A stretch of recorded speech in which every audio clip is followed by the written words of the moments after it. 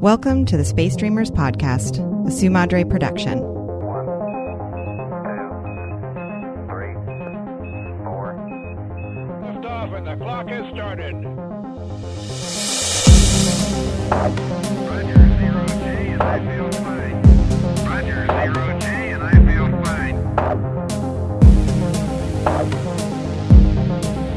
fine. Good morning, Space Dreamers! Or good evening, or good afternoon. Depends on what time it is, where you are, and when you are. Exactly. We are in the past. What?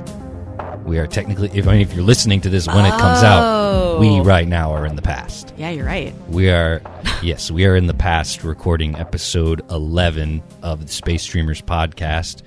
And we're back to the novel. Yes. The novel situation. Yes. Which we've been doing a few bonus episodes about adaptations, about short stories, about collections of short stories. But this is the meat on the bones of the podcast is the 20 novels written solely by Arthur C. Clarke. And this is novel number 7. And what is it called, Amy? The Deep Range. The Deep Range. Yes. There was a killer loose on the range. I remember that's the first line of the book. Oh, yeah, that's right. Because it's okay. So all right. This is one of. I'm going to say this is one of 2 oceanic novels by Clarke. Yeah. Dolphin Island is kind of an ocean novel, but it's more like a novel about kids and dolphins than it is about like the ocean. So the 2 ocean novels are The Deep Range and The Ghost from the Grand Banks. And that is what Amy read out of an omnibus, which is, well, I guess I don't know if it's an omnibus. It's just 2 novels. It's the 2 ocean novels, The Deep Range and The Ghost from the Grand Banks. Clarke became obsessed with the ocean when he started diving and moved to Sri Lanka. And so 2 of the 20 novels are completely about the ocean, not about space at all. Kind of about a little bit about space, as we learn. Yeah. But and the reason I know that opening line so well is because what I was just about to get into is that I've obviously in the beginning I got interested in Clarke because of space novels. Yeah. So I was avoiding The Deep Range and The Ghost from the Grand Banks. I just didn't really have any interest back when I was making my way through Clarke for the first time. And I had that book that you have over there for a long time, and I would always open it, and I would be like, I'm not going to read this, but I would always look at the first page, right. And the first line is, there was a killer loose on the range. And that's a pretty good opening line, but Yeah. I don't know. For some reason, it always turned me off. But what a fool I was. Oh, definitely. Because this is maybe, I mean, I'm rediscovering what are my favorite Clarke novels as I read them in order. But right now, of the 7 that I've read for this project, this is definitely the best one. It's better than Childhood's End, in my opinion. Really? I mean, as a novel, yes. Yeah. As an idea, and Childhood's End is more epic, certainly more profound. But there's something about The Deep Range that I absolutely adore, and I don't even really know why. Maybe it's because it's different, Yeah. I really liked this book. Yeah. Like, and it's funny because I was very hesitant because I didn't, think that I didn't know if Arthur C. Clarke could write anything besides space.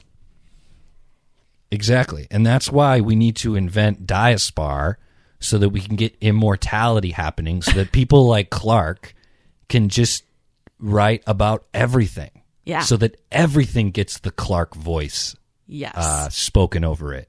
I like that idea. Right? Yeah. Because, it's just a shame. And I would do, okay, The Ghost from the Grand Banks is far from where we are now. Yeah. And that's an interesting thing, too. So his first ocean novel, 1957, his second and only other ocean novel, 1990. Oh, wow. So it's a massive, time in between. But The Ghost from the Grand Banks is also really good. It's again, from memory, it's not nearly as good as this one, but oh man, dude, I will never forget. I think I told you about the ending of The Ghost from the Grand Banks when I read it, probably Really? a few years ago. I was probably like, Amy, dude, you're never gonna believe like how this novel about trying to raise the Titanic ends in an epically Clarke fashion. It's so amazing. Oh, that's what it's about?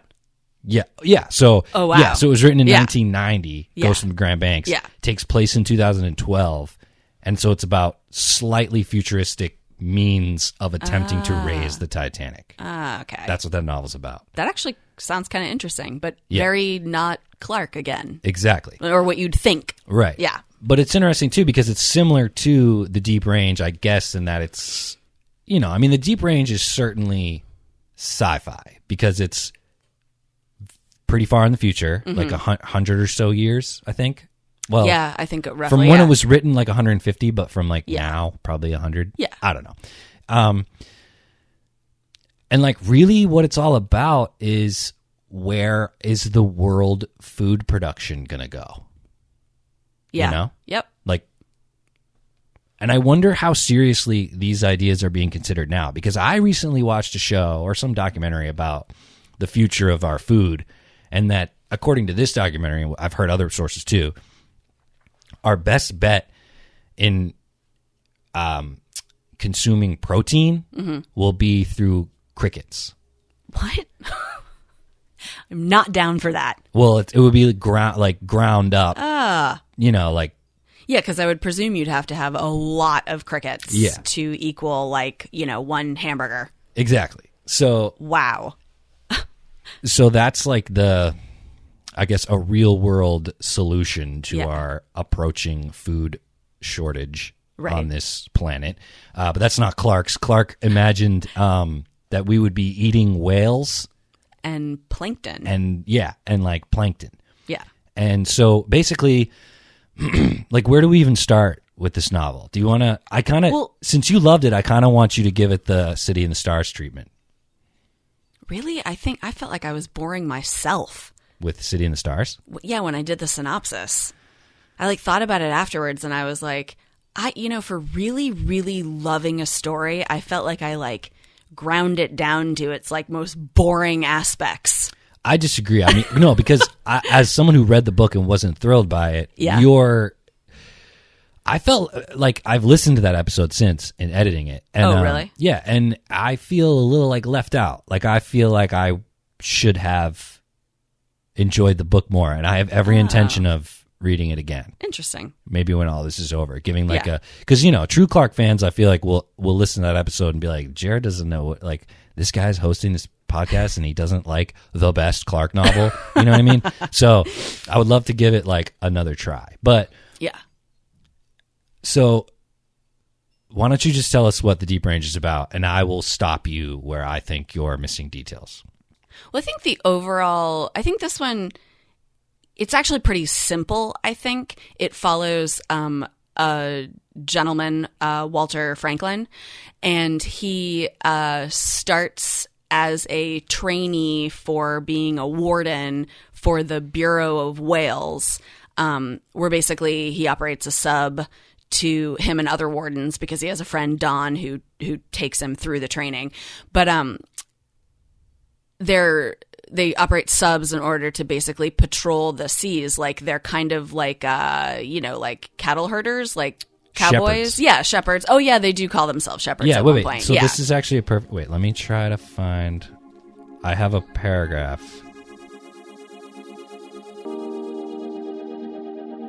Yet far nearer in time and far closer in spirit were the men who had marshaled the great herds of cattle on the American plains, scarcely 3 lifetimes ago. They would have understood his work, though his implements would have been magic to them. The pattern was the same, only the scale of things had altered. It made no fundamental difference that the beasts Don herded weighed 100 tons and browsed on the endless savannas of the sea.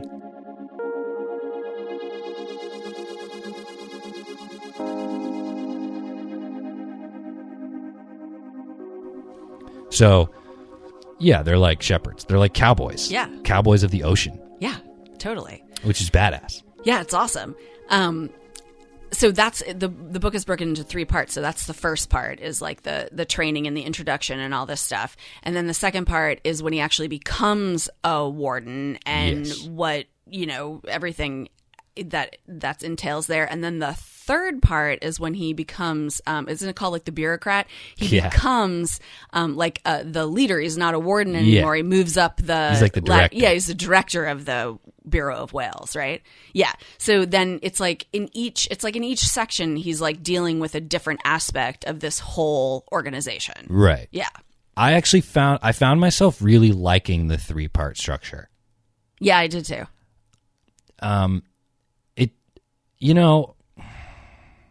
I think there's major truth to something that Jerry Seinfeld once said about the show Seinfeld. Yeah. It's completely true, and it's true in my opinion about all things, that you never give the people what they want, because the people don't know what they want. And even if you give them what they say they want, they're going to act like they didn't want it and that you did it wrong. Oh, I like that. Don't give the people what they want, because the Yeah. people don't know what they want. And whatever they're saying they want, they don't actually want. Because when you give it to them, they're going to complain about it. I could see that. So That's truthful. how that connects to this book Yeah. is that you have to, in my opinion, have a balance of giving the reader just enough, but not everything. Mm-hmm. So I found myself, and the point is, this is a good thing, that I found myself with each part, like I could have had a little bit more, Yeah. but any more would have maybe ruined the illusion. You know what I mean? Like, Yeah. So I just think there's enough interesting things packed into each section, but obviously not so much that it's boring or it's too Right. much. Yeah, no, I totally hear what you're saying. Because, Yeah. like, if the whole thing had just been about training, you would have gotten bored of it. Right. If the whole thing had just been about him being the warden, you might have gone like, oh, okay, And then if the whole thing had been about him as a bureaucrat running things, I honestly think that would have definitely been the most boring. But Right. but still, very interesting, because each one, and I think it goes into like how that's kind of how, your stages of life. Yeah. It's like the different, as you get older and you have more responsibility, like you have different, jobs, and, even if it's all the same thing, it's like, it's how it changes and how Yeah. you change. And that's an interesting analogy you just made, because it's like, I feel like he makes a lot of mistakes, or not a lot, but he the main character Franklin has a few missteps in parts 1 and 2, but then everything that he's doing in part 3 are very important, and you can't really make a mistake. So all these Right. mistakes early in your life, anyone's life, Yeah. kind of teach you lessons that then when you're older and you have more responsibilities, Yeah. you're more able to delegate properly without fucking anything up. Yeah. Like because he makes plenty of mistakes. I mean, like in the first part, he can't even handle heights. Yeah. You and then he obviously has his breakdown, which we'll get to that Yeah. in more detail. Yeah. And then then he goes off and he tries to kill himself. Yeah. Like all these lessons he has to get through. And then by part 3, like the entire food production of the world is kind of on his shoulders, and he has to navigate this thing with the Maha Thero Right. and all these different things. And then even so a buddy of his dies, not because of him, but while he's with him in Yeah. part 2. But then in part 3, like that rescue mission goes off perfectly, Yeah. So it's like Yeah. It's like, right. mistakes early on, and then Yeah. he kind of pulls it all off in the end, Yeah. which I liked. So before we get into too much plot, dude, what do you think of Indra? I think Arthur C. Clarke's treatment of her as a female is just utterly pathetic. I know. It's so bad, dude. There were so many parts I was just like jaw to the floor, like, what in the world? Especially because she comes out so strong I know. with her arms inside of a dead shark. Right. Yeah. And then she's just, and it's a part of her character is her thinking about, since I met this guy, maybe my career doesn't matter. Yeah. It's like that is like her character arc. And then at the very end, remember at the very end, she's only concerned about how if he is no longer the director because he gets demoted, then she's not going to have any money to entertain. Yeah. Like, what in the world? Yeah, it's very strange. Yeah. It must just be like a 1950s mindset. Yeah. But I do agree. She came out real strong. Yeah. I thought, ooh, this is going to be an interesting character. And then immediately was just it was something for him to bounce off of, basically. Yeah. I think. And she's also like key to the scene where he has his moment. Right. But yeah, I mean, I found her, I mean, whatever. She was likable, but at the same time, her character, I don't know. I mean, you could tell she's a smart woman. I mean, she had moments throughout, like I said, bounce off of. Like, there are moments throughout, especially when he's, further, into his career where, she's like a sounding board. So, she definitely has input. But, oof, sorry, ACC. Yeah, what can you do? I know. So, all right, you seem hesitant to do a recap. So I'm going to do one. Well, yeah, because I just wanted to give like the overall, I mean, because I think the structure of the novel is important. How there's like the three parts, But then we can definitely get into the detail. Let's get into the detail, especially the part one. Yeah, because I just remember obviously not hating the Deep Range as I started it, but then once you get it's even earlier. It's when the guy says one thing was obvious about Franklin at once, and that only added to the mystery. He was a spaceman. You could tell them a mile away. That should make a good opening gambit. Then he remembered that the director had warned him, "Don't ask Franklin too many questions. I don't know what his background is, but we've been specifically told not to talk about it with him." So, I don't know. I like to imagine a world where spacemen are normal, or space women, and you can spot them a mile away. Like, it's just part of the culture. It's just part of the civilization. Yeah. Is that there are people who go to space. Like, clearly space is a relatively normal thing in this future. Yeah, definitely. But the fact that you can spot a spaceman from a mile away, I just like that concept. Yeah. That there's still some unknown, some danger, to, like, it's a specific kind of person takes to the stars. You know definitely. What I mean? So, yeah. So, okay, so Franklin... All right, so it opens. I even like how it opens with Dawn. I have to say the evolution of the first part of the novel is amazing. Yes. I love it. I do. I totally agree. I love how it starts out with Dawn. Like, you think the story is going to be about Dawn. Yep. And I mean it is, but he's definitely turns into only a sidekick. Right. But yeah, I love. You're immediately immersed right into it. Yeah. So initially, so the novel opens with Don. This guy, Don Burley, is that his name? Burley, okay, so Don Burley, he's a warden in the ocean, and the opening scene is he's in a sub, and he's just basically doing the regular work, and which is just basically a vehicle to introduce you to Don and also show you what this novel's about, like what these wardens, quote unquote wardens, do out in the ocean in their little submarines. And it's a cool scene. It's pretty standard, like nothing crazy happens, but you get a good glimpse of what they're doing. Yeah. And it's something about sound. Doesn't he scare away some it's really predators? Heavy. Yeah, it's really the beginning is really heavy into like the ideas of sonar and the noises and the lights and the sub and how you can use it and to do what you to use it as a tool in your job and it's very interesting. Yeah, so then Dawn gets called back, and basically Dawn gets assigned. Dawn's like, he's what's the word? Like a senior. Yeah, he's been doing this for first warden. Yeah. So he's like the last step. Like he's like the highest up warden. Yeah, so he's been just doing this for a long time, and he's good at it. Right, he's really good. And at so it. then he gets basically assigned to be Franklin's caretaker / teacher, mentor in the job. Yeah. And there's some mystery surrounding Franklin for everyone involved in the company they work for is the World Food Organization or something called something else. Is that a separate organization?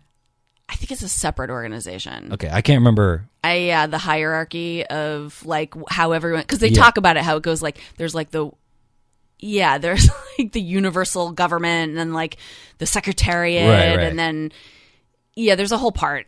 Either way. Yeah, So, they're all connected. yeah, so everyone that Dawn works with is aware of this guy Franklin, but they don't know.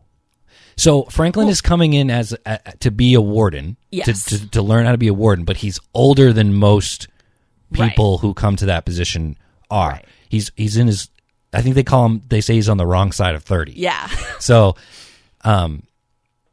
I feel like that must be a 50s thing too. I mean, I get like to definitely, think that 30 is old. Like maybe Yeah, I'm I just know. saying that because I'm 30, but I mean, like, but I mean, also like the same thing kind of goes for like sports.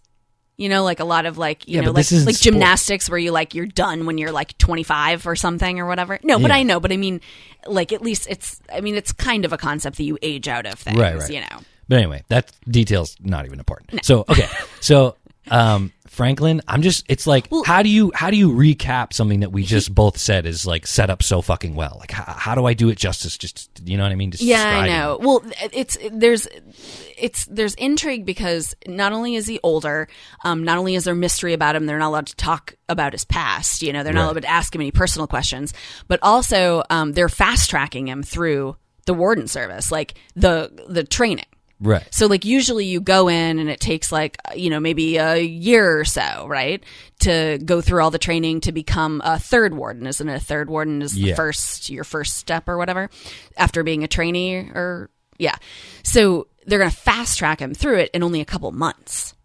Yeah. Yeah. So it's like, what is going on here? And you get two opposites about Franklin that kind of feed into what you just said, which is one, he's afraid of heights, Yeah. but two, he's an extremely competent tutor,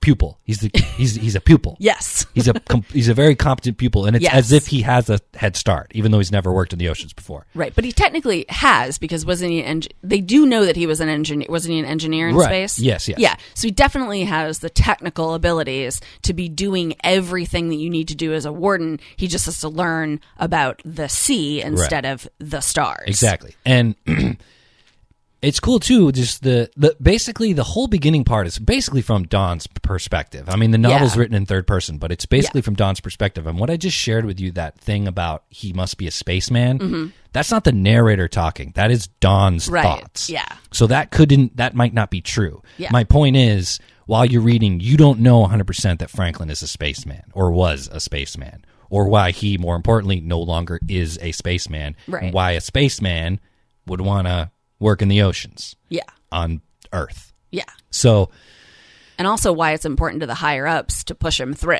Right. Because that's not something that that's like special treatment. right. You know. And so that's basically the intrigue of the novel Yeah. in the beginning is, okay, what's this novel about in terms of this futuristic, submarines in the ocean? What are these people doing? And then who's this Franklin guy? Why is he being fast tracked? Right. Why is he older? Why is he so good at everything? Why is he afraid of heights? Yeah. And it all, so then it's your standard he goes to the island where they're living. It's in the Pacific. Yeah. Where they live and they train, Yeah. and then he meets Indra. He meets a girl who he kind of hits it off with. Yeah. She's a research student on the same island. Yeah, and you're also introduced to the concept of the torpedoes. Yeah. Which I thought were really cool. Which is So basically cool. it's I guess you could describe it's like a motorcycle because it's open. There's no Yeah. cab. Yeah. So it's like a motorcycle with jets instead of wheels. Right. And yeah, and they don't go very deep, but they go down. Yeah. And Dawn tries to trick him at one point, remember? Yeah. When they're training. Yeah. Yeah, so he's like training Franklin. He tries to trick him, and Franklin proves, to his intelligence Oh and yeah. his Gets himself out of it. Yeah, gets himself out yeah. of the situation easily. Yep. Blah blah blah, and then he starts to take a liking to Indra. I'm just trying to skip to the good part. so then he and Indra decide to take a sailboat to this other island. Yeah. to For have- like a day off, like a little vacation. Yeah, like a romantic little vacation. Like they haven't, Kinda like- started dating yet, but yeah, it's like clear see that where they this like is each other. going. Yeah. Yeah. So they get to the island and they have like a picnic or whatever, and they're looking up at the sky, and They're talking about trying to find Venus, isn't it? yeah, See Venus. they're trying to find Venus in Yeah. the sky. And instead he points out, That the light there's a point of light, and it's actually a space station. yeah. So I guess in our world that would be like the International Space Station, Right. basically. Yeah. And that triggers something in Franklin. Well, remember, it's not the only thing. Oh yeah, the It gas. was, yeah, it was that in Oh, yeah, so they were combination cooking. with they were making, wasn't it tea or something? Yes, they were making yes. tea. And so it was like that, it was the smell. Right. It The was- smell of the fuel. Yes. Yeah. So the smell of the cooking fuel reminded him of his days as a spaceman. Yeah. And just looking at the space station. So, like, tell us, Amy, what's the revelation? Like, what happens? Well, he just has a breakdown. He just starts like freaking out and crying, and Yeah, I remember he's just the image of him holding the tree. yes, and just curled so up upset. like a ball, just Oh, crying. gosh, So what I can happened? only imagine. So what happened to him? Why is he freaking out? Yeah. Why does he have PTSD? Yeah. Yeah. What's up, space dreamers? I'm sure you're on the edge of your seat wondering what this revelation could be, but first, a quick ad break. With the coming of the glaciers, those forgotten enemies of humankind, real estate at the equator of Earth is getting very tight. Why not rent space on the moon? Efforts to halt the world-devouring winter are failing. Humans must huddle around the belt of the Earth or take to the celestial bodies within reach. Here at Endless Space Storage Moon Division, we are offering our lunar pods, recently remodeled for housing instead of storage, as single-family homes until colonization of Mars can truly begin. Within the decade, 90% of Earth's livable land area will be frozen, harsh tundra. Don't wait. Join a moon community today and start reaching for a better tomorrow.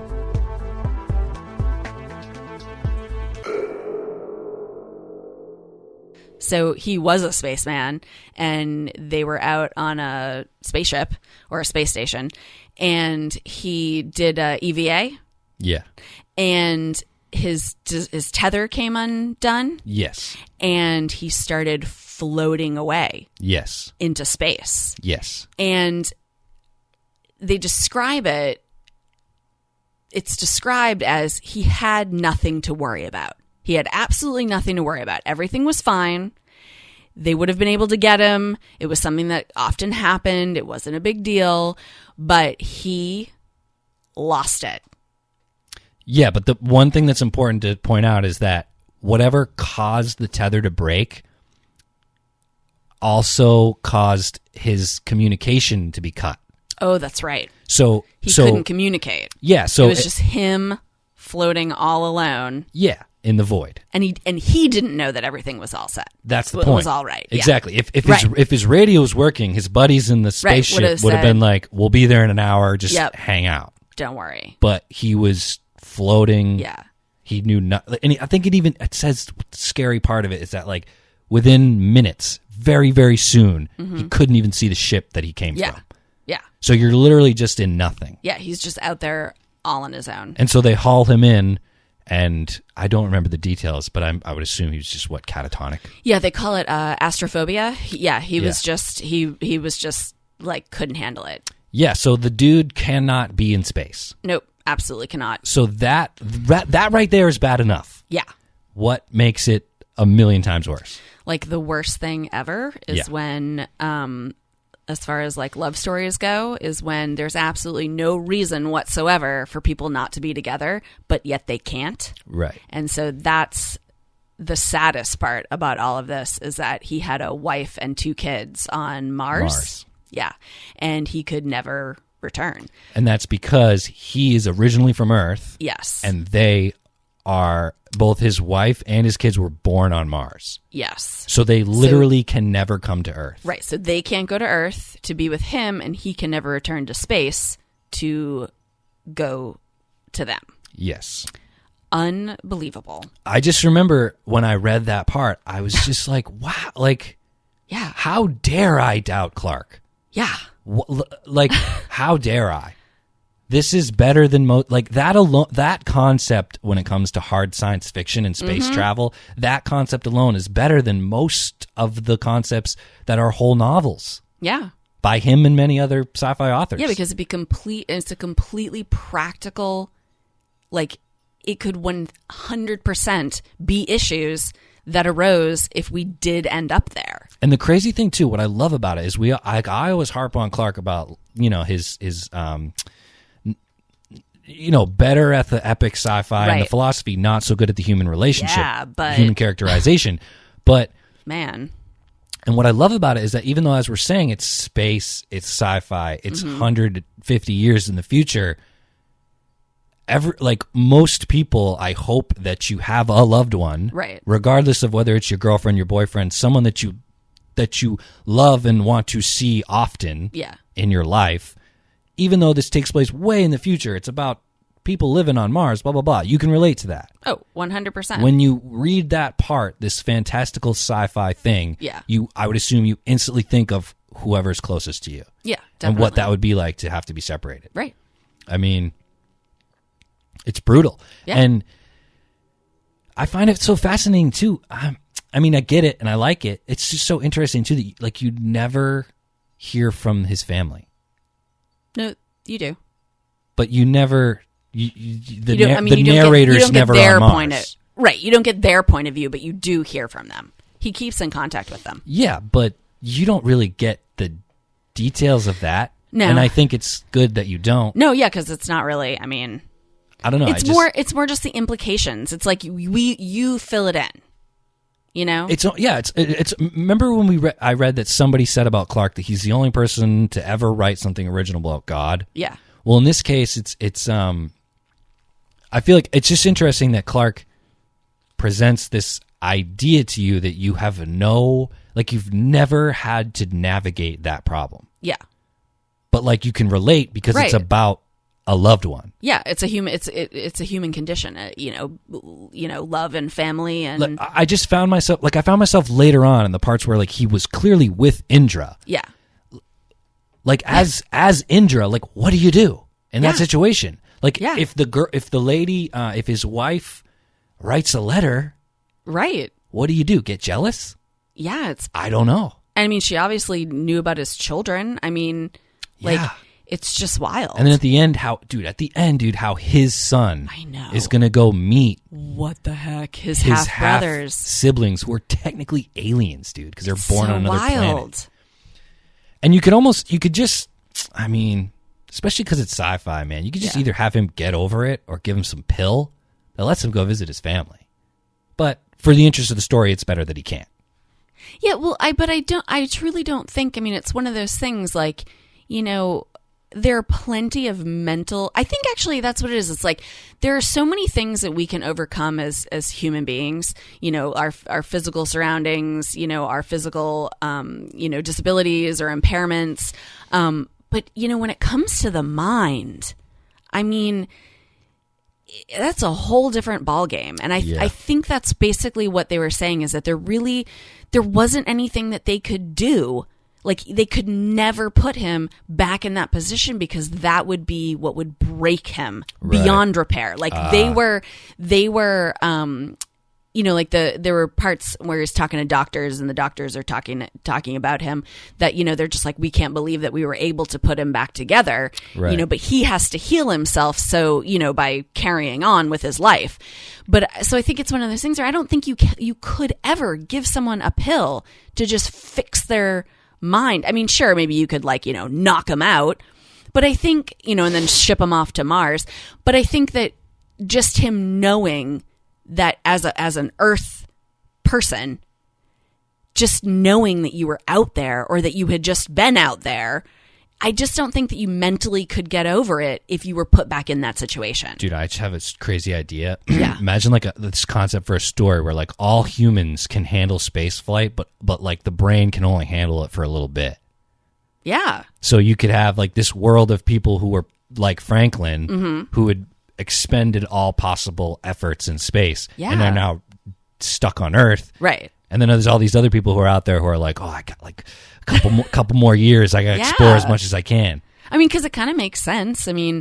I don't think that's a bad story concept, because we've talked about it before, how we are so tied to, like, yeah, we can go in and we can explore the stars, but this is where we're from. This is, we sprang from this earth. Dude, it's our cradle. Yeah, we belong here. Yeah. So, I mean, that's one of those things that we actually don't even know if we would be able to, like what you just said, could be our future. It could be how it happens. Right. You know, because I think it's only been hasn't it only been like a year or so that people have spent in space, like, yeah, in one long run? Yeah. What if we find out that, like, the human mental limit is like 5 years? Yeah, I don't know. That's what I'm saying. Like, we don't know. Yeah, exactly. You know? It's all still, it's all still like the unknown. I think we take for granted that because we are the superior race here on Earth, like, we take for granted that we really could do it. What if we can't? Yeah. We don't know. And these were all questions that's why the Russians sent monkeys and dogs up first. Right. Because it's like, right, the brain could boil or something as soon as you get up there. You know what I mean? Exactly. And so that's, I think, what's really interesting is that, you know, like it really touches that, like, we, first and foremost, we are human, and we are limited by our physical and, more important, mental capabilities. Right. Yeah. Yeah. I'm certainly physically capable of sitting in a single engine airplane and flying over massive artworks in the desert, but my brain says, nope, please go back to the ground, sir. So it's funny what you said, that, like, you know, this is our home, right? And I love this line early on. Don Burley was the happy warrior, resting after the one battle that man would always have to fight. He was holding at bay the specter of famine which had confronted all earlier ages, but which would never threaten the world again, while the great plankton farms harvested their millions of tons of protein, and the whale herds obeyed their new masters. Man had come back to the sea, his ancient home. After eons of exile, until the oceans froze, he would never be hungry again. I definitely marked that one as well, Yeah. because that's just, I mean, Classic Clarke. oh yeah. And I knew it's right in the beginning, and I knew when I read it, I was like, this is, like, gonna be the theme, I think. And I didn't make that connection until you just said that. It was almost like that's sort of a metaphor for Franklin. Oh yeah, yeah. And that he went to space, but Right. now he's back home. You Right. know what I mean? Like, Yeah. I mean, I don't know. Let's go to what happens right after. Dude, and then, okay, so then this whole episode, I'm sorry, this might be a super long episode, it's going to be me fucking fawning over this book. Dude, the next scene, okay, now, scratch Tom Cruise, Jason Statham. Yeah. He would play the main dude, because he's a little younger, Yeah. you know? Yeah. Or maybe he's not, I don't even know. But it doesn't matter. Yeah. But dude, how funny is it? We'll go back, but how fucking funny is it when he goes and he ends up in that sub at the Yes. bottom of the ocean, and he wakes up to 5 dudes all with handkerchiefs over their faces, Yes. just staring down at him. Yes. Like, and you know that they're all thinking, like, we have a major problem on our hands if you see our faces. Like, it's just, it's like a bunch of ridiculous men, Right. who all think that their own problems are bigger than, like, everyone else's. Oh yeah. Each thinks that their own problem, you know, is something that they have to deal with. Right. And even Franklin, he's like, he like crashed this party. Yeah. Like his world is ending. He literally wanted to kill himself. You know what I mean? Yeah. Crash these people's party. Yeah. It's like, so now he has this problem. It's like he has to figure out how to get back. You know, it's just such an interesting situation he gets himself into at the bottom of the ocean. So that's the part that we just skipped over, is he goes straight from his mental breakdown into he's just made up his mind that he's just done. Yeah. He's done. That scene's pretty Absolutely brutal done. too. It's incredible. No, what I love too is, again, as I've said, I make fun of Clarke for his human stuff, but I really love too. This is the part where I liked Indra, where it's kind of like her reflecting that, like, she shouldn't have let him go to his room. Right. Like, she remembers him walking away in, like, the dark path. Yeah. And in her mind, she's like, back. I shouldn't have let him go. Right. Like, that was my mistake. Yeah. And so he's like, no, I'm fine. Like, they get back to land finally, and it's dark by the time they get back. And he's like, no, I'm fine. And then he goes off to his room, but he doesn't really. He goes and he gets a torpedo and just points it down. And just goes. Yep. He's done. And yeah, basically the idea is that he's just trying to kill himself. Yeah. Which is brutal, but then it recovers with a pretty humorous and kind of interesting scene. Definitely. Which, dude, man, okay. Clarke definitely, I've said this about other novels, like, it's not a fault, it's a wish. Yeah. I wish that he would, like, allude to things before they happen or after they happen. I know that the captain, because the captain of this sub that he ends up in at the bottom of the ocean is kind of like a character. Yeah. He's like running from the law, but he's actually a good dude. But everyone knows that he's running from the law, and he's just trying to keep his ship afloat. Well, he's a poacher. Yeah, he's a poacher. Yeah. But well, like, actually, he's not the poacher. He's the guide. He's the guy that you commission to take you to where you can poach. right. So, he's mentioned later on. Briefly. Very briefly. But for example, the Mahathero, am I saying Mahathero? I think so. Okay. Like, he just comes out of nowhere. Yeah. You should have, like, alluded to that in the beginning, I think. Like, maybe just like an article in a newspaper, like the Mahathero says this about eating meat. He just comes out of nowhere at the end. Like, you know what I mean? Yeah. Everything's so segmented in Clarke novels. Yeah, I can see that. You know what I'm saying? There's never any cutting. Like, it's just like, now we're going to talk for these many chapters straight about the Mahathero. Right, After we're not going to mention it, before we're not going to mention it. Yeah. I mean, it's not bad. It's just because I just think that I think there's the story, and then there are the things that you need to push the story forward. Yeah. And I think what you're describing is there's a definite distinction between those two things when it comes to Clarke novels. Yes. Instead of being subtly woven in, it's just like, we need this right now to make this happen. And I guess there's benefits to that too, because then you can just be blunt about things that really don't need fluff. Right. So yeah. So all right. So somehow he blacks out on the way down. Yeah. And basically wakes up. And there's a whole scene inside the sub of them being like, oh shit, someone's onto us. Like, they think that some sub is coming to catch them doing the illegal poaching. Yeah, exactly. But really it's Franklin on his way. Yeah. And they're just like, what is this thing doing down here? Yeah, and then and it's just I mean, that whole scene's really good. Yeah, it's great. There's way more details than we're explaining, but so they haul him in, and so he thinks he's dead. And it's just so good. That whole situation. He thinks he's dead, and he wakes up inside a strange submarine with 5 grown men with their faces covered, just staring down at him. Yeah. And he's like, where am I? Yeah. What is going on here? Yeah. So all those guys it's stated that they're like upper Important statesmen. people. Yeah, they're important people who shouldn't be doing illegal poaching. Yeah, no. So that's why they want to cover their faces. Yeah. So it's one of those situations where it's like, we're not going to tell on you, and you're not going to tell on me. You know what I mean? Yeah. Like, so the people in the sub just drop him off at some island. Yeah. Which is, again, like, that whole arrangement's interesting too, because it allows them to get away. Right. What does he say? Like, wait 4 hours or something like that? Yeah. Then he's going to radio. Like, the sub's going to tell them about it. Yes. So I just love that, like, mutual. Yeah. You're doing sketchy shit. You're doing sketchy shit. Yeah. Let's learn our lesson and go our separate ways. Because don't they even take their mask, like their handkerchiefs off, because they're just like, okay, we're all in this together now. Yeah. It's like, this dude's trying to kill himself. Like, his problems are bigger than my little, like, I'm rich boy who wants to hunt big animals. Right. Bullshit. And Franklin's just like, I won't say anything. Yeah. And they're just, okay. Yeah. So that whole scene's awesome. And that pretty nicely wraps up part 1. Yep. Yeah. So, I mean, I guess part one's the best part.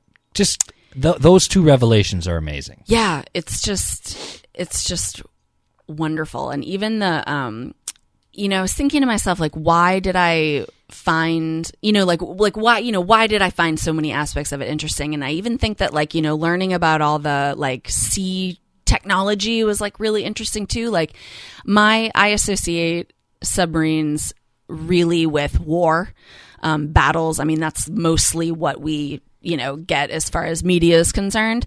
So I'm just not that interested, but like in this aspect, I was like thoroughly interested, like in how they were using them and how they work and, all that stuff. Because I feel like most of it is based in reality. I mean, obviously there are scientific advancements because this is the future. Right. But I mean, I think the basic technology was there. Yeah. And so it was like really interesting to me. No, okay. I might be a tad confused, so maybe explain to me and for the listeners. I hope I can.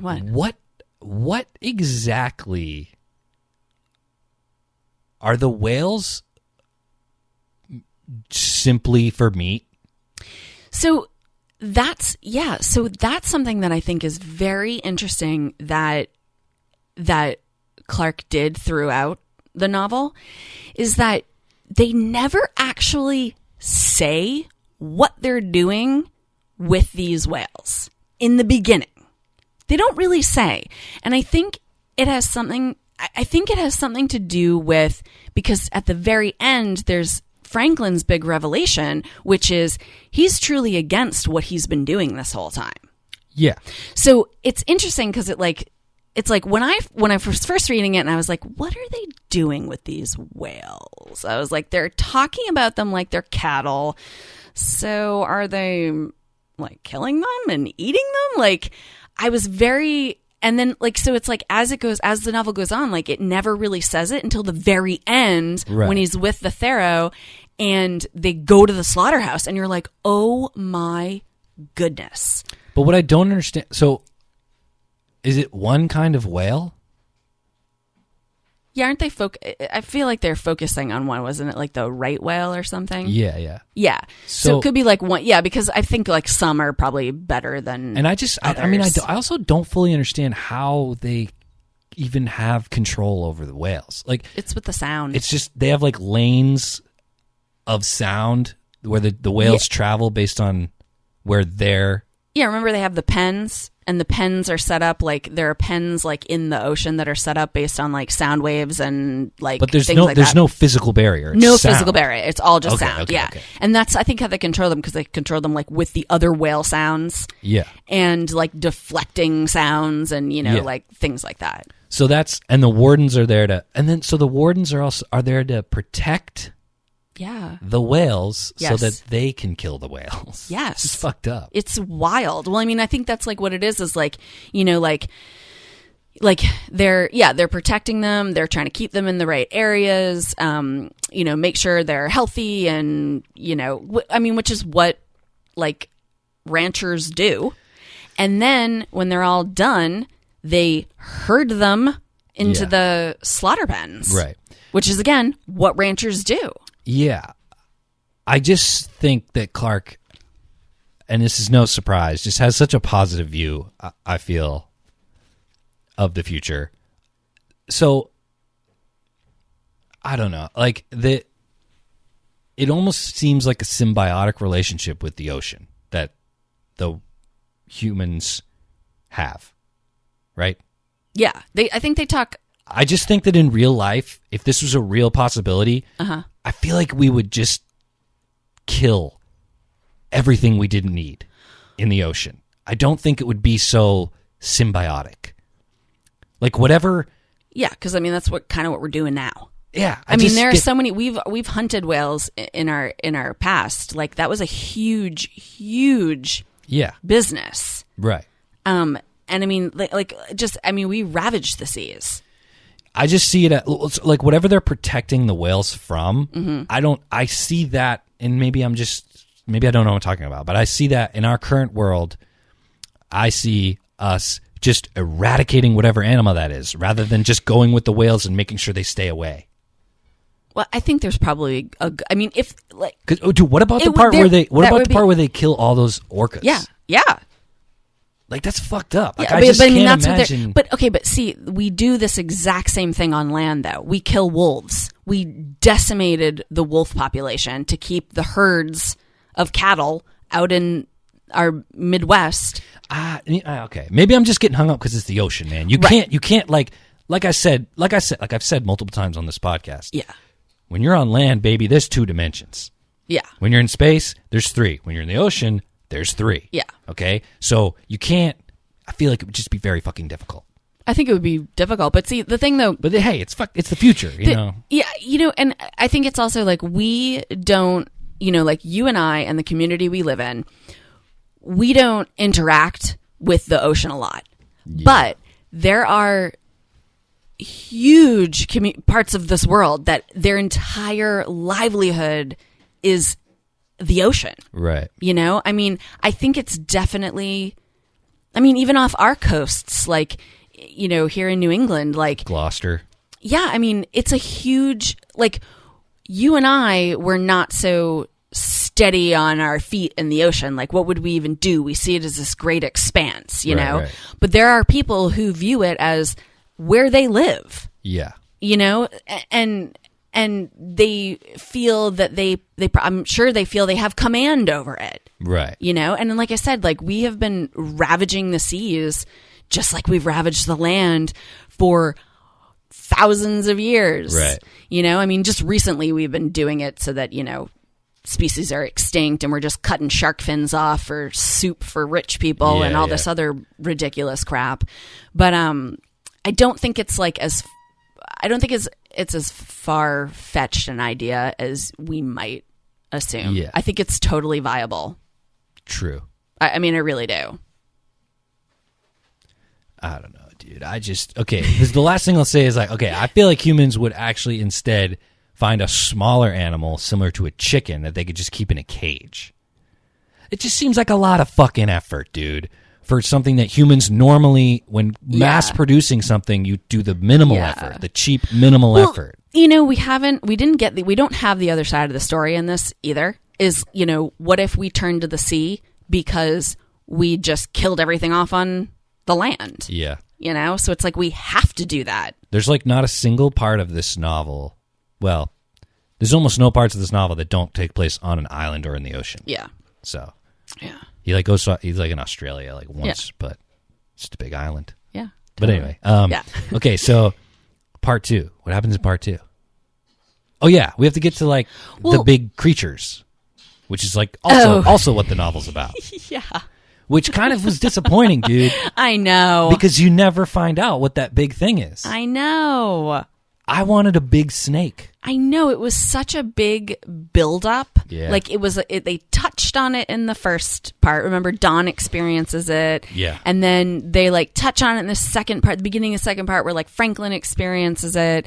And then you think like, remember he goes like above everyone's head and he goes to like a higher up and he says like, this is what I want to do. I want all this stuff so that I can go and like, we can do this. And doesn't even Indra like kind of help with it? She's like, like she talks about like, oh, that's not a new phenomena. The giant sea serpents, like people have been thinking that they've like, experienced it. So like, I really thought it was going to be like, maybe that was where the novel was going. Right.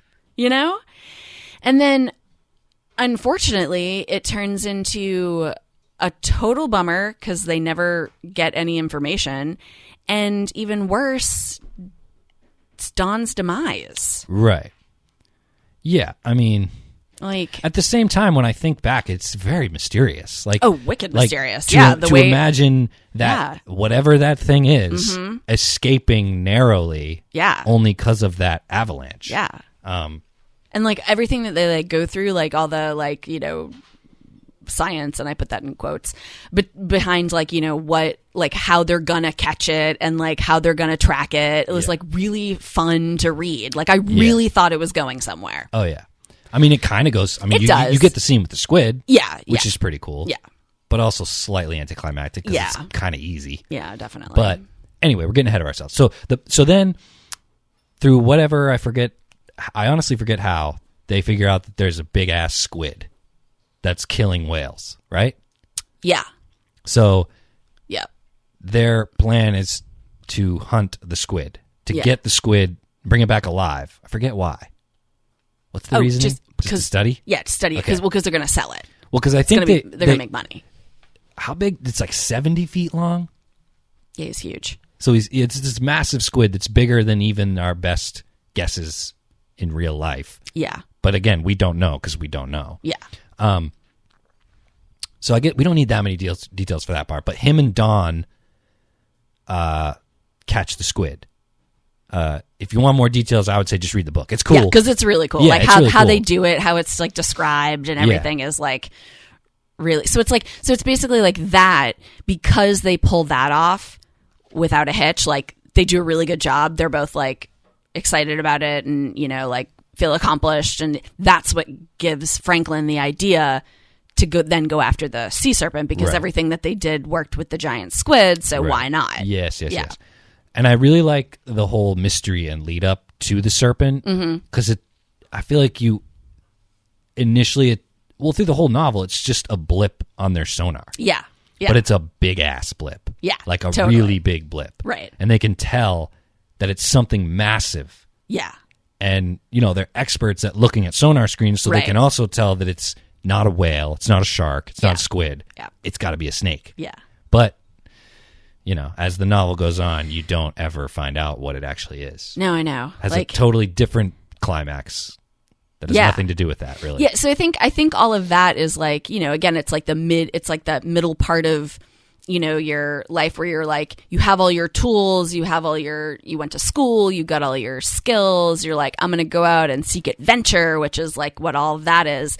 And then that adventure leads to, an unfortunate circumstance Yeah. where you lose your best friend and your mentor and your coworker, and it's kind of like that had to happen so that he could move on to the next part of his life, which is like, let's put those things behind us, Right.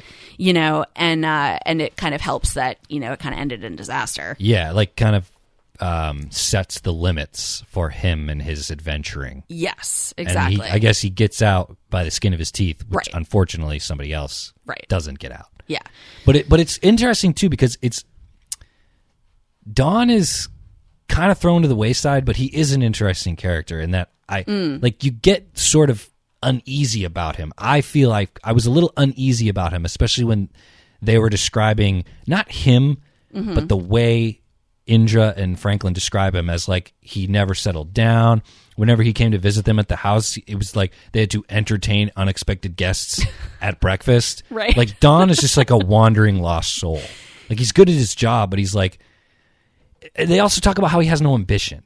So he's Right. skilled. He's skilled. Exactly. He's good at his job and he's skilled, but unlike Franklin, he has no ambition. Yeah, and I think that's the biggest reason why there is such a difference, like why he's put in that light as like, a womanizer and like, Yeah. just like a, maybe a, blue collar worker guy, or something like that. Like he just has this down to earth Yeah. attitude, like that there had to be that big difference because Franklin's the one that moves on and moves up. Yeah. Yeah. And Don would just be perfectly happy continuing to be yes. a warden and being good at what he's good at and nothing more. Right. Yeah. Yeah. Don has all the necessary skills, Yeah. which he then imparts on Franklin. Yeah. But Franklin has, in addition to now all Don's skills, he also has ambition and drive. Yeah. And determination. Exactly. Which makes him then surpass Don, which is just kind of interesting.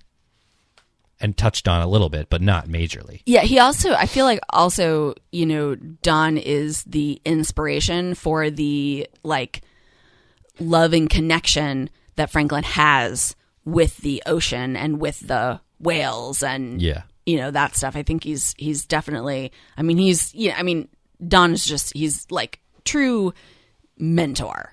Okay, who do you picture in these roles? Were you reading this thinking it would be a good movie? Oh, I think it would definitely be a good movie. So who are you picturing in these roles? I only just now decided Jason Statham would be a good Franklin.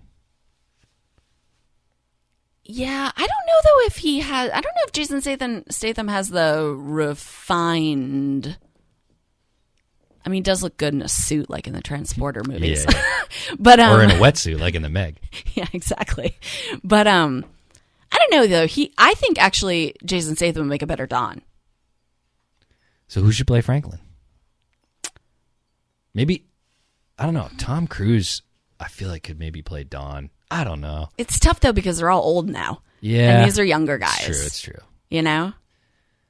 So it's like, I don't know. Who, I don't know, dude. I mean, with all the, well, I guess that's the thing. Like, as actors age, you kind of, I don't know, you just think about, like, they do better in certain roles, right? All these young, handsome actors are all in just the action movies, and yeah.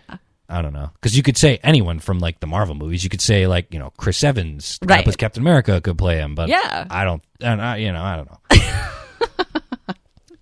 I feel like there should be somebody. Or, well, you could just take it right out of Marvel. So, okay, Don could be, what's his name? Tony. Robert Downey Jr. And Franklin could be Spider-Man. Tom Holland. Okay, I could see that. Yeah. Nah, it's a stretch, but whatever. It doesn't matter. So anyway, where are we now? Yeah, so then they formulate a plan to capture the sea serpent. Yeah.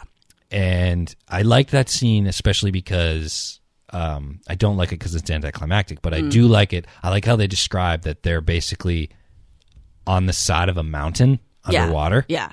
Which is really cool. Yeah. And it's very skillful the way he describes the chase. Oh, yeah. Because even though you don't ever see the serpent, right, and the characters don't ever see the serpent, you get a sense of what it's doing and how very narrowly it escapes discovery. I know. You know? And I like, too, how they track it. Or no, was that the...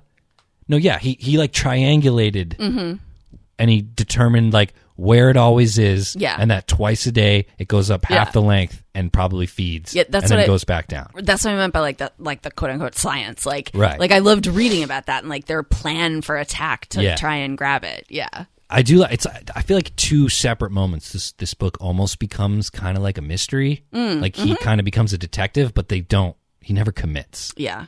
Like, remember the part at the end when he goes and talks to that guy?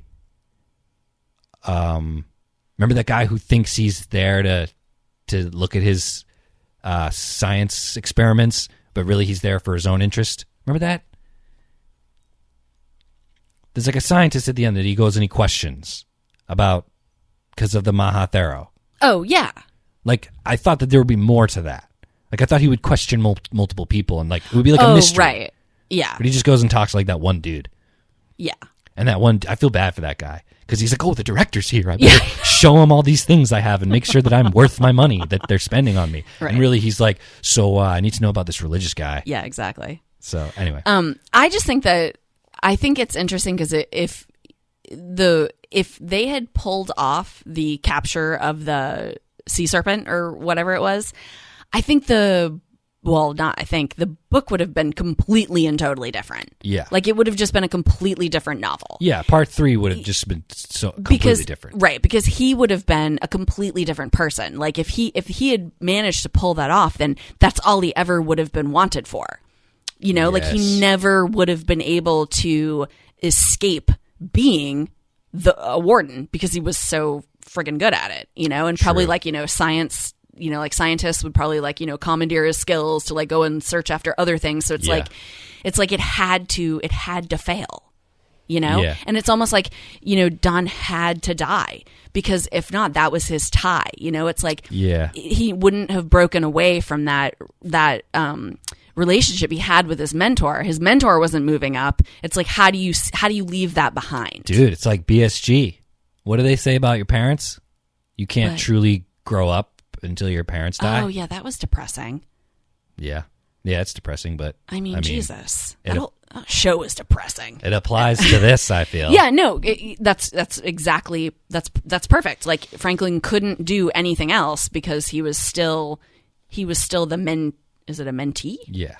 Yes. Yeah, like he was like the apprentice. You know, he needed to like grow up and move on. Mentee among the manatees. And the mentor among the orcas. I don't know. Yeah, so the third part is all about him as the bureaucrat. Yes, he becomes the director. Yes. Of the whole operation. Bureau of Whales. I love Yes. that. Let's stop real quick and talk about who do you think...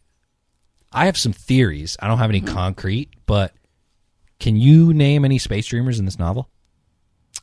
Yeah. Who? Peter. The kid? Yeah. Certainly. Who else? I guess you could say Franklin's a space nightmarer. Yeah. But I mean, he does long for space, and he was a spaceman. I guess he's a space dreamer. He doesn't long for space, though. He doesn't. I I marked multiple things where he said that. So he's a former space dreamer. Okay, yeah. His what made the things that made him a space dreamer were still there when space was taken away from him. Those things, they were fulfilled by the sea. Right. And I mean, there are some epic parts and like paragraphs in this and lines in this book that are just incredible about that exact subject. Give me one. Let's hear one of them. Give me the page number or the chapter number 2, if you can. Or like maybe you could if you can't find them, you can tell me. No, later. I have them all. Okay, I'm okay. just like Hit me. deciding. Like I want to All right. like share them You all. can do a 'cause they're couple. Amazing. Read a couple. They're amazing. Dude, how deceiving is this? What? A happy blend of Mr. Clarke's impressive talents as astronomer, deep-sea naturalist, and novelist. It's not a fucking happy blend. There's nothing happy. There's nothing happy in this book. Okay. Whatever. In his own way, Don was a good psychologist, and Franklin felt an inexpressible gratitude toward him. For this was one of the great moments of his life. He could think of only one other to match it, the moment when he had first seen Earth, in all its heart-stopping beauty, floating against the infinitely distant background of the stars. This scene also filled his soul with the same awe, the same sense of being in the presence of cosmic forces. Do you remember what that's from? It's remember when him and Don are in the same submarine and they go out and they pop up in the herd of whales. Oh, yes. And they pop up through the hatch. Yeah. That's what this scene is. And Yeah. it was like, oh my God, I was right there with them. Yeah.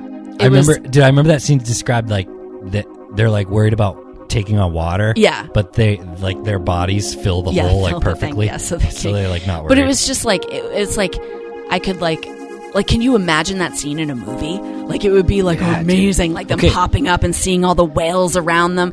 But I think what implants the like how amazing that moment is because he's comparing it to Earth and space. Yeah. I mean, people often, we've done it on the show, and people compare, the ocean to space and how almost equally impenetrable they are to us. Yeah. Like this. Yet there was a memory that the sound of the sea sometimes evoked. It no longer had power to hurt him, though it could still fill his heart with a wistful sadness. He remembered all the times he had spent in the signals room of the spaceships or space stations, listening to the radio waves coming in as the monitors combed the spectrum in their automatic search.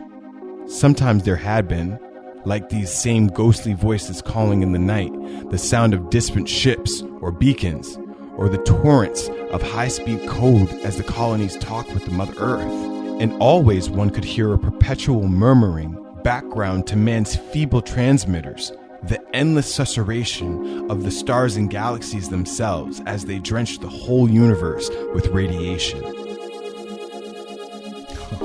Oh, it's insane. Are you kidding? And that was in reaction to this when they're listening to the sounds of the whales, like the little, like all the whale songs. Yeah. I mean that paragraph. And man. there's another part. I forget. Yeah, there's another part. I wish I could remember. I don't even think I marked it, but where he talks about how we imagine the ocean as silent. Oh yeah, but really, right. But really, it's extremely loud. Yeah, it very well could have been in that same area. And then one more, which I love. As long as when you're done here, I tell you where they are. Yeah, okay, we're good. Franklin was as happy now as he had ever hoped to be. His family gave him the emotional security he needed. His work provided the interest in adventure which he had sought in space, only to lose again. There was more life and wonder in the sea than in all the endless empty leagues between the planets, and it was seldom now that his heart ached for the blue beauty of the crescent Earth, the swirling silver mist of the Milky Way, or the tense excitement of landfall on the moons of Mars at the end of a long voyage. Wow. Yeah, I remember that part. Dang. Landfall. It's such a good word. Oh, my Lord. Space dreamers. So Franklin was a space dreamer. True. Definitely. And then Peter becomes a space dreamer. Peter is his son. Yes. Yeah, who grows up and takes to the stars. Exactly. Yeah. But you know who else is a space dreamer? Who? Mahathero, dude.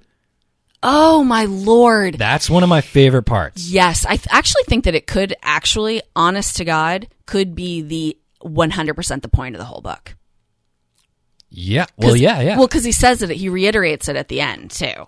You're Yeah. talking about when that time comes, the treatment man receives from his superiors may well depend upon the way he has behaved towards the other creatures of his own world. Yeah. Because those superior beings are going to be aliens, right? Yeah, dude. Yeah. Just what I love about it is how Clarke just turns the whole thing on its head. You think that this religious figure, it doesn't matter what religion it's from, it's in the future, it's just a metaphor. Yeah. That this religious figure would be a backwards thinking individual. Mm-hmm. It's like, look, we figured out this super efficient way to feed the entire planet. Right. If you're godly, shouldn't you be down with us feeding all these poor, impoverished people all over the planet? Yeah. And really, the Mahathero is more progressive. Yeah. He's like, look, dude, we're probably going to be visited by aliens at some point. Yeah. And we need to put on a nice face. Yes. We need to treat all creatures of this planet nicely. Right. Okay. So that our superior, Yeah. the superior creatures that are going to find us are going to treat us the way that we treated our inferior creatures, which I think is a load of crap. I don't think anything's inferior, but anyway. But yeah, no, I didn't even think about it like that, but you're totally right. I mean, in a totally different way. Although you did he's say like a space planner. Yeah, no, but I think dreamer, yeah, you're right, because dreaming would mean, but I mean, who knows actually? Maybe that is his goal. He wants to get out there and, he wants to be the master. Right. From City in the Stars. Exactly. Although, dude, since all these books are connected, maybe he is the fucking master. Maybe. Because I haven't mentioned this whole shared universe thing, but in this novel, you said you didn't remember it, but Clarke refers to a colony on Mars as Port Lowell. Yeah. And that's exactly where the main character is in The Sands of Mars. And, you said the Thero, was like, the opposite of what he's doing would be like, don't you want to feed the poor people of the world with all this bountiful ocean food? But he just wants everyone to be a vegetarian. Yeah. Remember? So that obviously, remember they even talk about like all the advances that have been made with like the highest chefs not being able to tell the difference between meat and the plankton, like synthesized meat. So in Diaspar, they eat synthesized food. Oh. It's not real. Although it can't be from the ocean because there are no oceans, but maybe it went from there. Are there really no oceans though, or is that part? Well, there's a lake. No, there's no water. There's a lake. I mean, the little polyp aren't. Yeah, isn't the point of that novel that what you're told isn't true? Yeah, there's no ocean. But there are no ocean. Well, because remember he's flying when he first takes the spaceship when he gets it in the desert and he flies to Lice. It's probably Lice because Lice just sounds whatever. Anyway, remember he's flying over the empty ocean beds. Oh, okay. Yeah, okay. So anyway. Yeah. So all of the bureaucratic stuff is wild. Yeah. We also have to talk most definitely about milking the whales. Do we? It's crazy. Why? I love it. It's ridiculous. I don't even remember. How do they do it? So remember he like trains the scientists that he goes to visit. Oh, well, see, that is what where. He goes to visit. And see, remember, this is why the Thero even gets this idea. Let them do it? Yeah. So that's where because remember the Thero he's everything that the Thero is doing is fueled by the fact that he read the article in which he mentions the whale milking. Okay. So the Thero's like, oh, we could definitely get rid of killing whales now because we can milk them. We'll have the whale milk and we'll have the plankton and we'll be good to go. We don't need the meat. Yeah. Yeah. So it's just like such an awesome part where they like talk about like how like comes up on the side of the thing and they like, you know, stick like a suction thing on and like milk the whale. So I definitely was curious about whale milking, and I absolutely did a little research. Okay. And basically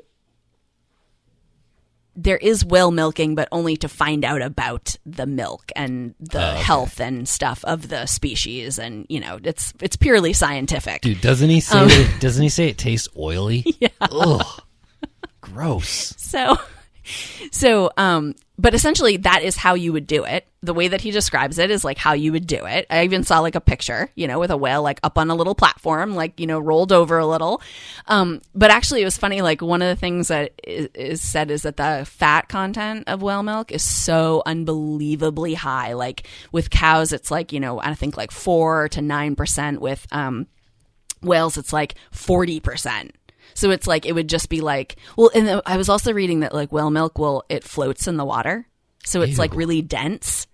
So, so like basically if you like took a drink of that, you'd be like, your arteries would like instantly be clogged. So it's just like not such a great idea. That's disgusting. Okay. Yeah. So I just wanted to briefly mention whale So milk if you because it's just so wild. If to you're me. out in the ocean and you see a mysterious floating white liquid, it's Could whale milk. very well be whale milk. And there's a thirsty whale. There's a thirsty baby whale somewhere. Yeah. Anyway. So part 3. Let's cap it off with talking about the one other thing that we already mentioned that I think is amazing and stellar about this novel. Yeah. Which is that whole Maha Thero thing. Yeah. And how, well, I guess I already said it. You think he's going to be backwards thinking when really he's Right. forward thinking. Right. So what lures that he goes to visit the Maha first, right? Yeah, he has to go. Well, he goes to visit him because remember, it's like an urgent thing. He's about to.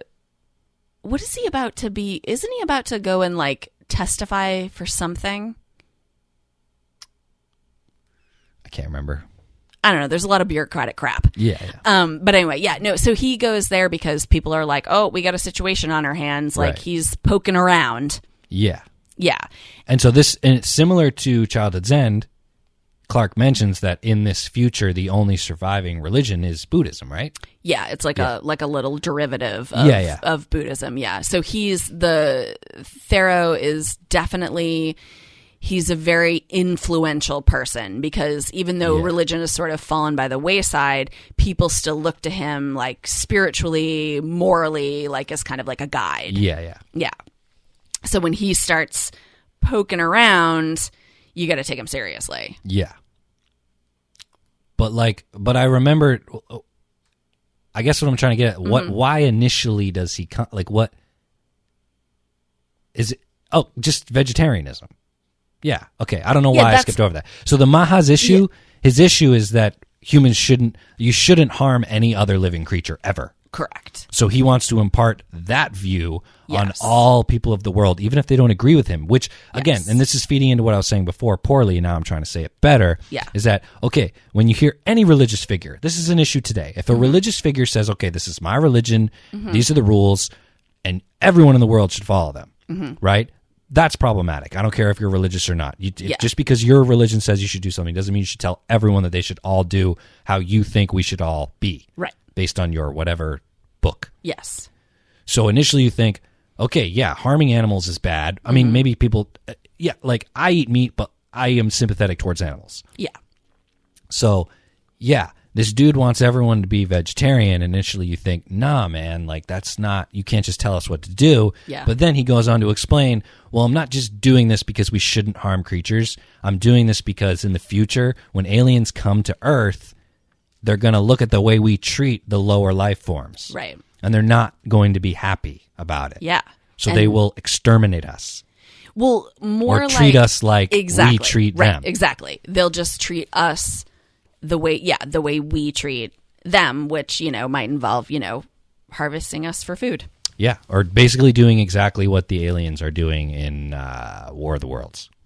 Yeah. So yeah, it would be that type of situation. Yeah. So then, yeah, the Maha explains that, and I just gives a different, I don't know, it's just cool. Yeah. And remember that through all of the things, because, well, this originally when Franklin's talking to him and meeting with him the first time, he's like, you know, like he has this tie, like his ties to the Bureau of Whales is really strong. He's like, Yes. I am the director, and, you know, I hear what you're saying, but I don't necessarily think it's a good idea. But remember, it's that concept, that one concept. And I wonder if it's because of his ties to space, now that I'm thinking about it, that is what resonates with him. Right. You know, that is the thing that when the Theros says that to him, it's like, I think there's even like it's like how one of the chapters ends. He's like, and the battle was over before it began. Right. Because like that just flipped, you know, he's like, and you know what, like I said, I think it kind of plays out throughout the whole beginning of the novel too, where it's like, he feels this connection with these creatures, you know, and it's like, but he's just doing his job. And it's not until he gets to that, you know, like leadership position that he suddenly thinks about what he was doing, Yeah. you know, and he's like, you know, I don't know if I necessarily agree with this. Right. And then someone gives him a reason not to, and he's like, I don't agree with this. Yeah. It's interesting. I wish you had watched Day of the Dead. There's there are two characters in Day of the Dead who the main character says to them, Yeah. you know, we're in this situation and you guys, you don't ever lift a finger to help. Mm-hmm. And they're like, we don't agree with what you're doing here. So we're not going to help you. Yeah. You know? So Yeah. it was just interesting. Yeah. I don't know. But anyway, we could probably, well, certainly right now we're going to wrap up the plot. So then, Yeah. what happens at the end? He doesn't ever catch the snake. No. It's never even a thing. Yeah. And then how does it end? Oh yeah, well, with Peter. I guess that's the most Right. important part of the ending. Yeah. Is that his son Peter is a smart kid and wants to go to space. And doesn't he say he's like he's like really young for what? Wait, hold on. Before Peter, though, how it really kind of culminates, because like how he can focus on his kids, basically, is why the book ends that way, is because it kind of culminates into, like, he thinks he's going to get fired because he, like, you know, like... Oh, I forgot about the rescue. Yeah. I'm an Oh, idiot. my God, that's right. Okay, Oh, sorry. yeah, that's right. No, you're right. I totally forgot about that, too. And I love that scene, dude, how Yes. he gets drunk and stupid. Yes! It's the best part of that scene. Oh, my God, that whole scene was so awesome. He's so like- so, like, just when you think that the action is over, Yeah. and he's out of the sub game, Yup. he has to wait. Well, why does he get called in to even can't help? even- I can't even remember. I can't either. I think that the subs, because it's a limited amount of time, and the closest subs are too far away to get there, I think. Oh yeah, that's right. So they call the Bureau of Whales, Right, And yeah, okay. because their subs can help and they're closest. Yes. That's right. Okay. So yeah. So that's duh. That was the other reason why this is so good. So I was thinking in my mind, I was like, how does he get out of that? I can't even remember. So remember, because he ends up getting called to testify, the Bureau of Whales is like, he needs to be called to testify because the Thero won't back down. He's like, this is the way that the world needs to work, and you guys need to stop doing this. Mm-hmm. So I remember he's like, he doesn't know how he's going to get out of it. Like, it occurs to him, he's talking to Indra, and it occurs to him, she's like, why are you so angry all the time? Why are you walking around like a jerk? yeah, Why yeah. are you just being an idiot? Yep. And that's when it dawns on him that he's angry that he has to go along with what his job says should be his point of view. Because really, truly, he sides with The Thero. the Thero. Okay. So that's when he realizes that he doesn't know what he's going to do, because his job has told him, you must be on our side when you testify, but he's feeling like, I need to be true to myself and what I Yeah. really feel. And do what's right. Right. So remember, he's on his way to the trial. like to do the testifying, and that's when he gets the emergency call about the sub. Okay. So he gets out of that. Yes. I remember Yes. now. And then because he ends up being a hero, he basically can do and say whatever he wants. True. Yes. Yes. So because of the whole like debacle of him going against it, he's afraid he's going to lose his job, but instead the Bureau of Whales is like, you know what? You put us in this situation, you get us out of it. Yeah, I do remember that. You suggested that milking whales was a good idea, so you figure out how to make it happen. Right. Yeah.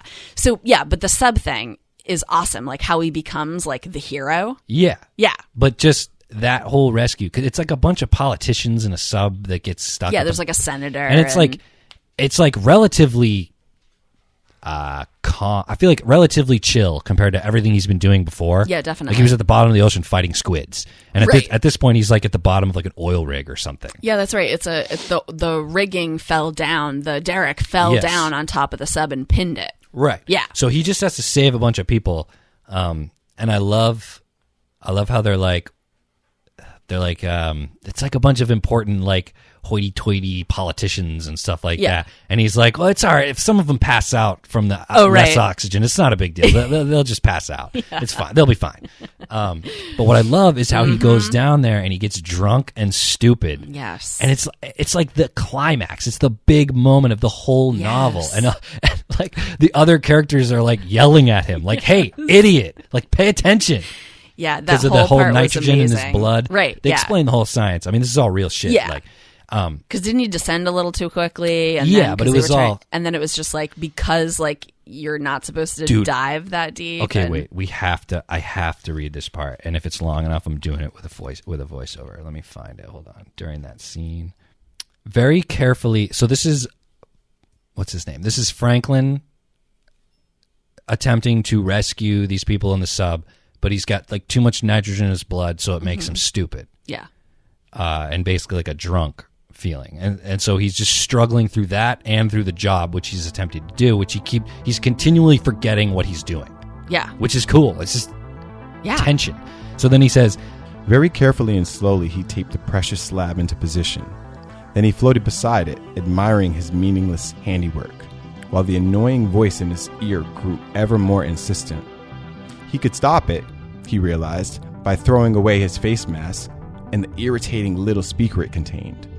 For a moment he toyed with this idea, but discovered that he was not strong enough to undo the straps holding the mask in place. when just that line, I was like tensed up. I was like, dude, I know. What is he gonna do? like if you didn't know, like if you're Yeah. doing something and you're fully aware of what you're doing, and then you get drunk or you get drugged, right. and just the idea that he would be like, yeah, I don't want this Yeah. mask Like on. completely forgetting where he Yeah. was, which was how many feet was he down? It was like thousands of feet Yeah, down. yeah, like very far. Yeah. Like I mean, Which 'cause that would obviously instantly kill him. Yeah, it's crazy. Yeah. Wait, hold on. It reminds me of it's based on the true story. It's based on the book, which is a true story. But that movie that came out, I think it was just called Everest. Yeah. I saw it in the theater, and they explain one of the things that happens to you when you're suffering hypothermia. Yeah. And I guess it has happened at the top of, or just when you're climbing mountains. Yeah. Is you get to a point where hypothermia makes you feel like you're actually really hot. Oh. So you absentmindedly take your clothes off in the freezing cold, and that's what ends up killing you. Right. And it shows that in the movie. I remember. Yeah. And this just reminds me of just Yeah. being so stupid from the forgetting elements where you are. Yeah, and taking your mask Yeah, up. It shows it in the movie where they're like at the top of Mount Everest, and there's Yeah. a storm, so they can't move. Right. And one of the guys starts freaking out, takes his jacket off, Oh my Lord. and he's like at the top of Mount Yeah. Everest. It's just horrifying to watch. Ugh. But, so, and then I guess the last thing I really want to talk about, which I love and is amazing, is how, and I already mentioned it, how he reflects on the fact that Peter, who's now going to space and eventually Mars, is going to be able to meet his half siblings, Yeah. which is just crazy. It's totally crazy. I just love that whole situation. And now Peter was setting out on the road his father had traveled half a lifetime before. May you have better luck among the stars than I did, Franklin prayed. He wished she could be there at Port Lowell when Irene greeted the boy who might have been her son and wondered how Roy and Rupert would receive their half-brother. He was sure that they would be glad to meet him. Peter would not be as lonely on Mars as Ensign Walter Franklin had once been. That's so sad. Yeah, I know. Roy and Rupert. There was a Roy in the Islands in the Sky, but it wasn't. He wasn't born on Mars. Never mind. So, I mean, it's just cool that a novel that's about the ocean does, in fact, have several sections that are extremely profound. Oh, yeah. And about space. Oh, yeah. Or how about this one, too? To his son, he willingly bequeathed the shoreless seas of space. For himself, the oceans of the world were sufficient. Yeah. Therein dwelt all his subjects, from the moving mountain of Leviathan to the newborn dolphin that had not yet learned to suckle underwater. Wait, Leviathan is the name they give to the sea serpent, or no, the mountain. Oh yeah, the okay. mountain that fell. Yeah, way to make it weird though, Arthur C. Clarke. The newborn dolphin that had not yet learned to suckle underwater. Dude, what about the part where one of the guys mentions how emasculating it is to be among mating whales? Oh yeah. It's just like, oh good Lord. Yeah. Divert your eyes, bro. Exactly. Thanks for that vision. You're going to herd them, you're going to kill them, and you're going to watch them mate? Get the fuck out of here. Give them something for their own. Oh my God. But anyway. Yeah. So, incredibly good book. I agree completely. Like it definitely, for me personally, in this current going through Clarke, it sits at the top so far. You know, it was funny too to go from because I love City in the Stars a lot, but it was funny to go from one book that I really loved to another book that I really loved, and sort of like comparing them and just being like, they're so different, you know. And it was funny because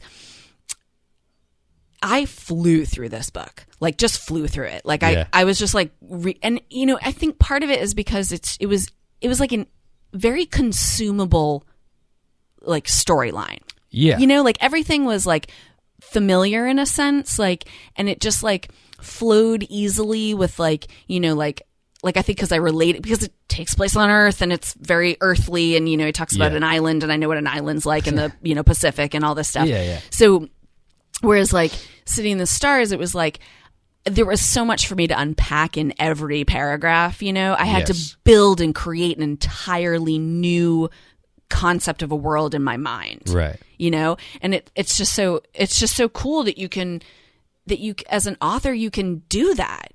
You know, you can it's just awesome. Like you could totally take this book and have it be set in like the frontier times. Right. And it's like, and Don and Franklin are actually cattle herders. Yeah. And they get to an area where like there's people there who are to just talk about some mysterious massive bear that lives in the woods. Yeah. And so these two guys have to maybe go out and hunt it. Right. Similar to how they catch the squid. You know what I mean? Yeah. It could be completely real. Yeah. And their subs would be horses. Right. You know what I mean?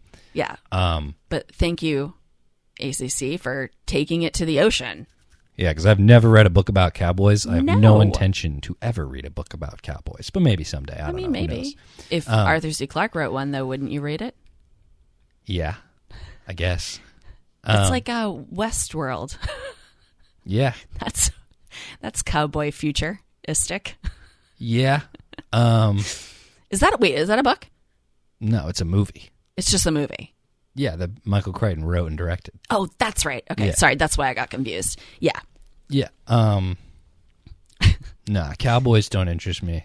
Pirates don't interest me. Yeah, it's funny. Cowboys really don't interest me. I really don't even care for it as a film genre. There's just something about it that I don't know. I just, yeah. Not to say there aren't some good movies, but it's just not something I seek out. But like this is great. Yeah. So, I mean, I guess that wraps it up. It's an amazing novel. If you've never read it, read it. Definitely read it. Yeah. And I guess what I was going to say a few minutes ago, and I forgot, was he nailed, in this novel, he got perfect the whole mystery and intrigue. I mean, even though it doesn't last very long. You basically learn the mystery. Yeah. In part 1. Yeah. It carries the whole thing up to when you find out. You know? Yeah, absolutely. And where he did it a little bit in Earthlight, and it was just not nearly as effective. Yeah. Yeah, definitely. It's also like a full human story. Yeah. You know, I mean, it really has a beginning, a middle, and an end. Like, it's a full, you learn about this person. They have, strengths and weaknesses and, real struggles and issues, in their life. And I think in that sense, I really, really enjoyed that as well. Sorry to interrupt. One more quick ad break, and then we're back into that Space Dreamer podcast action. NASA is now accepting applications for its next expedition. Terranauts are the hot topic in every space agency since the discovery of Hades, that beautiful and terrible city beneath our feet. Yes, the recently discovered man-made objects buried 30 miles below London are getting visitors, and you could be one of them. Head over to the NASA website to apply to be a Terranaut. The heavens are full of astronauts, but under the ground, nobody but the builders of that great mysterious city has ever explored there. Join the team. Life's a planet. Dig it.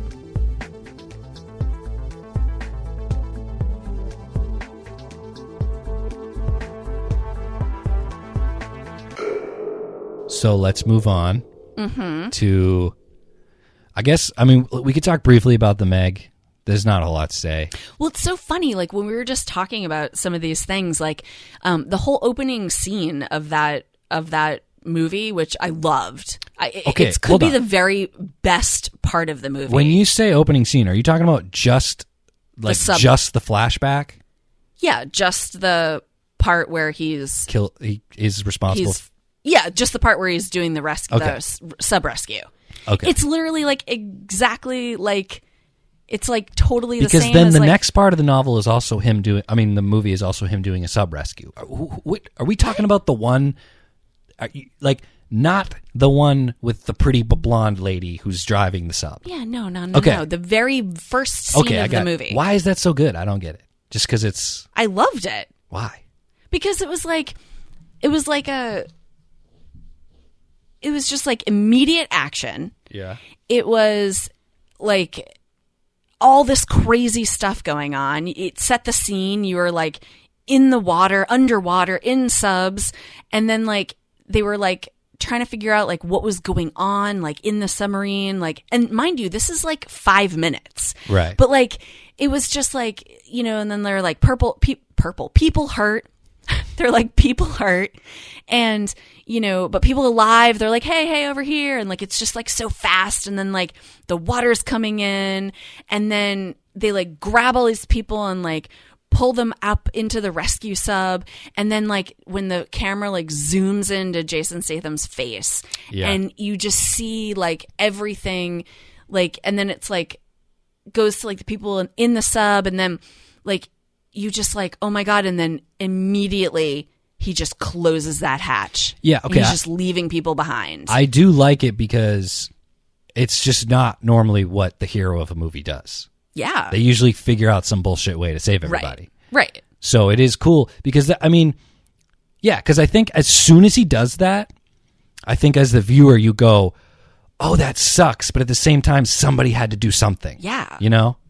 Yeah. So you don't not like him for it because you totally understand. Yeah, because people are like, go, we got to stay. We got to wait for them. Go. And he's like, but we're saving 11 people, even though we're leaving 2 behind. And and it's like, once again, just like in space, it's like you ding-dongs are at the bottom of the ocean where you should not be. And every single one of you knows that one of the possible ways you punch out at the end of the day is by dying in the ocean. Yeah.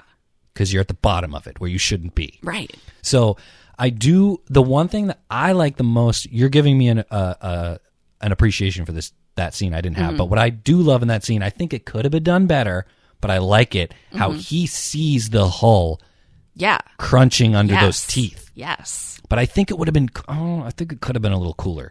I think the implication is cool, but he didn't, like what he says, he never brings that up. Yeah. Like, he's like, oh, it was the hull was being compromised or something. Yeah. I feel like he should have said, dude, I saw teeth marks in the side of the sub that are bigger than the sub. Yeah, but that wouldn't have made any difference because people would have gone like, what are you talking about? You're nuts. But that's like, no actually, matter what they thought he was that's nuts. evidence of what he saw. That's Yeah, not I just, know. we were going to die and I had to do something. It's like, Okay, it's but like wait a dude, I sec. saw something unexplainable that easily could have killed us. But he didn't have to say anything because the minute the sub took off, like the whole thing exploded. So obviously they knew if they'd stayed any longer, it didn't matter that it was a freaking megalodon. It was Yeah. gonna explode. Like they were all gonna die anyway. Yeah. Anyway, it's just funny because it's like it actually is quite relatable to this in the sense that you're in submarines, you're at the bottom of the ocean, you have to make decisions. It's futuristic. Yeah, it was just Like that whole situation that they had, that lab. Yeah. And their subs were Yeah. looked like little spaceships. Yeah, totally. Well, see, and that's the thing is like the whole beginning of the whole first part of the film that you don't know what's going on is really cool. Like just seeing the technology and seeing the, underwater stuff and like it's really cool. Because I also find the first like the second rescue that he's called in for. Yeah. I think that scene's pretty good, cool Yeah. too. Like I No, I love love how all of that. I love how it all leads up to Yeah. like the idea is like, again, just like if they're on the moon, like these people are not Right. reachable. They're at the No. bottom of the ocean. Yeah. So it's like this complete and total separation and helplessness. Mm-hmm. And then it all leads up to him opening the hatch and being like, is this not the best I told you so ever? Yes. You know, and like the fact that he knows those people. Yeah. Or just like there's just that moment of rescue. Yeah. Where Oh, he yeah. opens the hatch. It's like, oh shit, these people Yeah. totally thought they were going to die. Totally. Because it's like when you're on Earth, you can just, I mean, I know it's not as simple as this, but you can just run away. Yeah. Like yeah. there are certain things you don't have to worry about, like breathing, Yeah. like, dude. or freezing to death. It's so funny you just said that because there was a point where I was reading The Deep Range Yeah. in my house, and I was just thinking about like, okay, like I'm inside. We're inside, and all the doors and all the windows are closed, but we're not going to run out of air Yeah. because air goes everywhere. Yeah. But if you're in a pressurized thing Yeah. that's not supposed to let air escape, then you got a problem. Yeah. Obviously, but it's just I never thought of it while on land. Right. Just thinking like, where am I getting my air right now? You know what I mean? You just don't think about it, You turn to the side, pet your little plant. Thank you, buddy. right?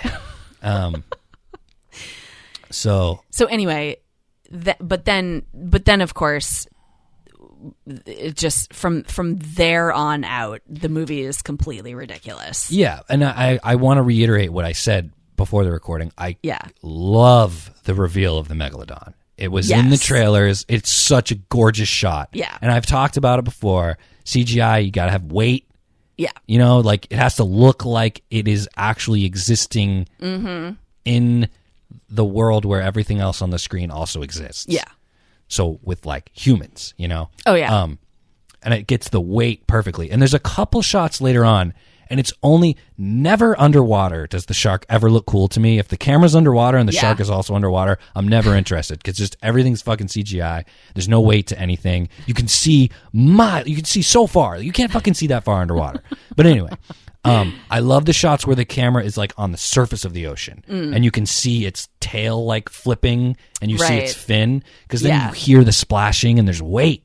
Yeah. I thought those shots were good, but like everything else, like you go for the shark. It's fucking a megalodon movie. You go to see the big CGI shark. Yeah. It's a big budget. Okay, big budget. And it Want to see just- sharks? It just wasn't good enough for you. Not for me. No, hell no. Not at all. I watched it for Jason Statham, Yeah. and in that sense, I was not disappointed. They should make like no. So I there's love him. Me too. Which is why they should have combined Crank and the Meg. So he's in the sub while also needing adrenaline. It would be perfect Oh my God, that'd be awesome. because he would just be like, "I gotta rescue someone. Perfect. Let's do it." I mean, there were some pretty amazing parts in the movie, like when they tow him, like when the boat Yeah, takes off and he's like grabbing the tow line and like the movie was completely and totally ridiculous. And that's my point, dude, is that they should have leaned into it and been Yeah. and been like not like normal action movie humor, which wasn't good. Like none of the characters are supposed to be funny are funny. No. At all. The only one who was awesome is Rainn Wilson. I mean, he's just great in this movie. Yeah, and great. It's, like that situation alone is just funny to think like only some eccentric billionaire would pay for this. Right. And it works that it's him. But and like even this new the thing that we're doing now in movies, which it's cool, but like just be clever about it, is when like you remember the girl, like the pretty girl with the hair that looks like she's in a 90s video game? Oh God, what's her name? Ruby Rose or I don't know. With the terrible hair. I mean, the hair was terrible. Yeah, dude. It's like how do you have to intentionally make your hair look like that, the hair right? was so bad. Yes. Who would ever make their hair look like that? I but literally anyway, don't know. Anyway, yeah. But then the whole thing is she's like, I designed the place. Yeah. And she's like, what? You weren't expecting to see me? And he goes, no, you actually kind of look like you know what you're doing. It's like, why does she look like she know what she's doing? Like, I get that the point of that scene is to say that, like, why would a woman or a young woman, a young edgy woman, be smart enough and capable enough to design this whole thing? And then his line, oh, you actually look like you know what you're doing. Why? Why does she look like she knows what she's doing? Because she looks like she stepped right out of Hackers. But, like, I know. nobody else there looks normal. No, yeah. The only person who looks like they do belong in the job that they have is the doctor. Yeah. But that's like too far. I don't like that actor. I agree. He's like, he just looks too much like your dad. Yeah, he's awful. It's weird. Yes. And like the character, Bruce Greenwood, do you know who that is? Mm-mm. He should have played that. That's the character he should have played. The dude kind of looks like him. Yeah. Bruce Greenwood's like, he's just always, he's like the guy who will like play the president in a movie. But he's good. He's good. He's a good actor. Yeah. Anyway. I don't even remember how it ends. I probably fell asleep or something. Oh God, remember the dog? They're on the wedding boat and the dog's in the water. That's the end? Yeah, remember that's literally the very end. Really? Is that they see the dog swimming. Like you think that the shark ate the dog. Right. Earlier in the ending, and then but at the end she's like, "Oh, Pippin." Yeah. It was so bad. So bad. But highly entertaining. Like we said it, we said it earlier that it was a perfect Friday night, end of the week stress reliever. There's good action. There's, good monster. It's hilarious because there are parts where it does not take itself seriously. It's good. It's highly entertaining. I will never watch it again. No. I don't even think that I would recommend anyone watch it. No. But if you do, I don't blame you because I did. Yeah. And it's fun. It's a fun movie. Yeah. And the only reason we watched it is because we wanted to watch The Abyss. Yeah. And for whatever reason. Yeah, I can't believe that. The Abyss is just The Abyss, the film from 1989 that is famous and people know about, is a non-entity on the internet. It's so wild. It just doesn't exist. It's such a good movie. Dude, so is True Lies, which is also... Oh, yeah, you told me that. I read that is another James Cameron directed, Fox-owned film that is just nowhere. So weird. And the weirdest thing about it is that when you type it into any service, Amazon, PlayStation Network, fucking Netflix, anywhere, it doesn't even exist. That's very weird. Even like Apple TV, you type in The Abyss, and it's like some documentary about the movie. So strange. It's like, what? Where's the movie? You take it for granted. Like talk about, science fiction and, technology improvements. Like you take for granted, you think that you should just be able to have your hands on anything. And for whatever reason. I mean, no, man. I think that I should be able to have my hands on a very fucking popular movie that would sell, that people would pay to have. Everything. No, not everything. The shitty movies that no one ever saw, I don't need access to those. Highly accessible. Yeah, I mean, that's my point. Shoving them down my throat every time I log on. Yeah. Wait, I want to see if... I forget if I checked this. Dude, you can't even get it on Amazon. A DVD of The Abyss is $50 secondhand. What in the world? That literally makes no sense. The Abyss Special Edition DVD, one left in stock, $58.96. Okay, I think if anybody out there has any insight on this or wants to like burn us a copy and mail it to us, that would be really nice. And I did read somewhere that this could be total bullshit, but I read that the reason is because James Cameron is like wants to oversee like the Blu-ray transfer, but he's busy with Avatar, making the Avatar sequels. Wait, that's going on right now? The Avatar sequels? Yeah. Yeah. Oh, good Lord. It's been going on. Why for a do while. we need more? I mean, the first one was enough. I don't know what to. I've never had strong feelings about Avatar one way or the other, so Yeah. I don't. I enjoyed watching it, and that's it. We're good. I don't know what to tell you. There's more coming. Well, he should leave Avatar alone and get on the Abyss because I'd like to watch that again. Yeah, me too. Yep. I think I want to talk about Ooh, what? before we sign off. Yeah, what? I think I want to talk about aerials. Yeah. Yeah. All right, tell me about it. So, Because I almost watched it, but I sent Amy. So when I found out that I couldn't find The Abyss, I just looked on Netflix for sci-fi movies, and I took screenshots of 4 of them and I sent them to Amy, and I was just like, just pick one. Like, we can't watch The Abyss, so whatever. Just any of these. And you mentioned aerials. yeah, I said that one looked interesting. And it looked interesting to me too, because when you look at it, the people in the movie and the people who made the movie are Middle Eastern. Specifically, they're from the United Arab Emirates, which is where Dubai is, which is where it takes place. I've never seen an alien story. I don't know what people from the Middle East think about aliens or science fiction. Yeah. No idea. Nope. So I was curious. So I put it on, and it is very strange. And I think I might have said this to you, but the best way to describe it and how it struck me is that it's very low budget. Yeah. Amateur. Feels like amateur. But because it's coming from another culture, and you see another culture in the film, Yeah. it was interesting. Yeah. So basically, like a movie of that quality made by Americans, Right. I would have turned it off 5 minutes in. Exactly. But a movie of that quality, made by another culture, is interesting to me. And that's not to say the script wasn't bad. Yeah. Like what is going on in the movie. Yeah. Although I kind of got the feeling that what was going on was a little bit dictated by the budget. It was interesting. The script was interesting, but the acting was rough. And it was just weird, dude, because, and if I had to guess, I think it was made in Canada, because I looked up some of the actors, and I think they're Canadian.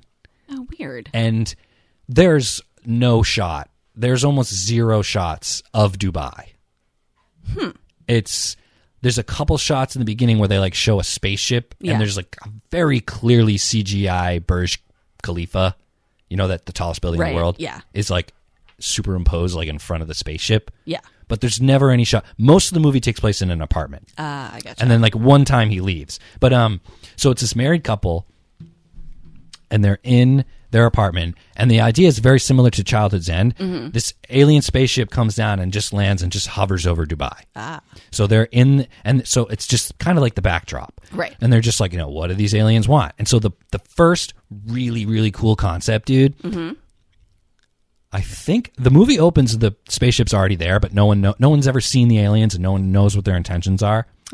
So this guy comes knocking on their door, and he's an insurance salesman for alien invasion damage. Oh, wow. And it's a really cool concept. Yeah. And the main character is so not buying it. He's just, so he keeps just asking him questions. Yeah. Like in a dickish way, like sarcastic. And the dude keeps explaining. And as he goes on, it's like, I wouldn't be surprised if there was right now someone creating like an alien invasion package so that when it happens, people will buy it.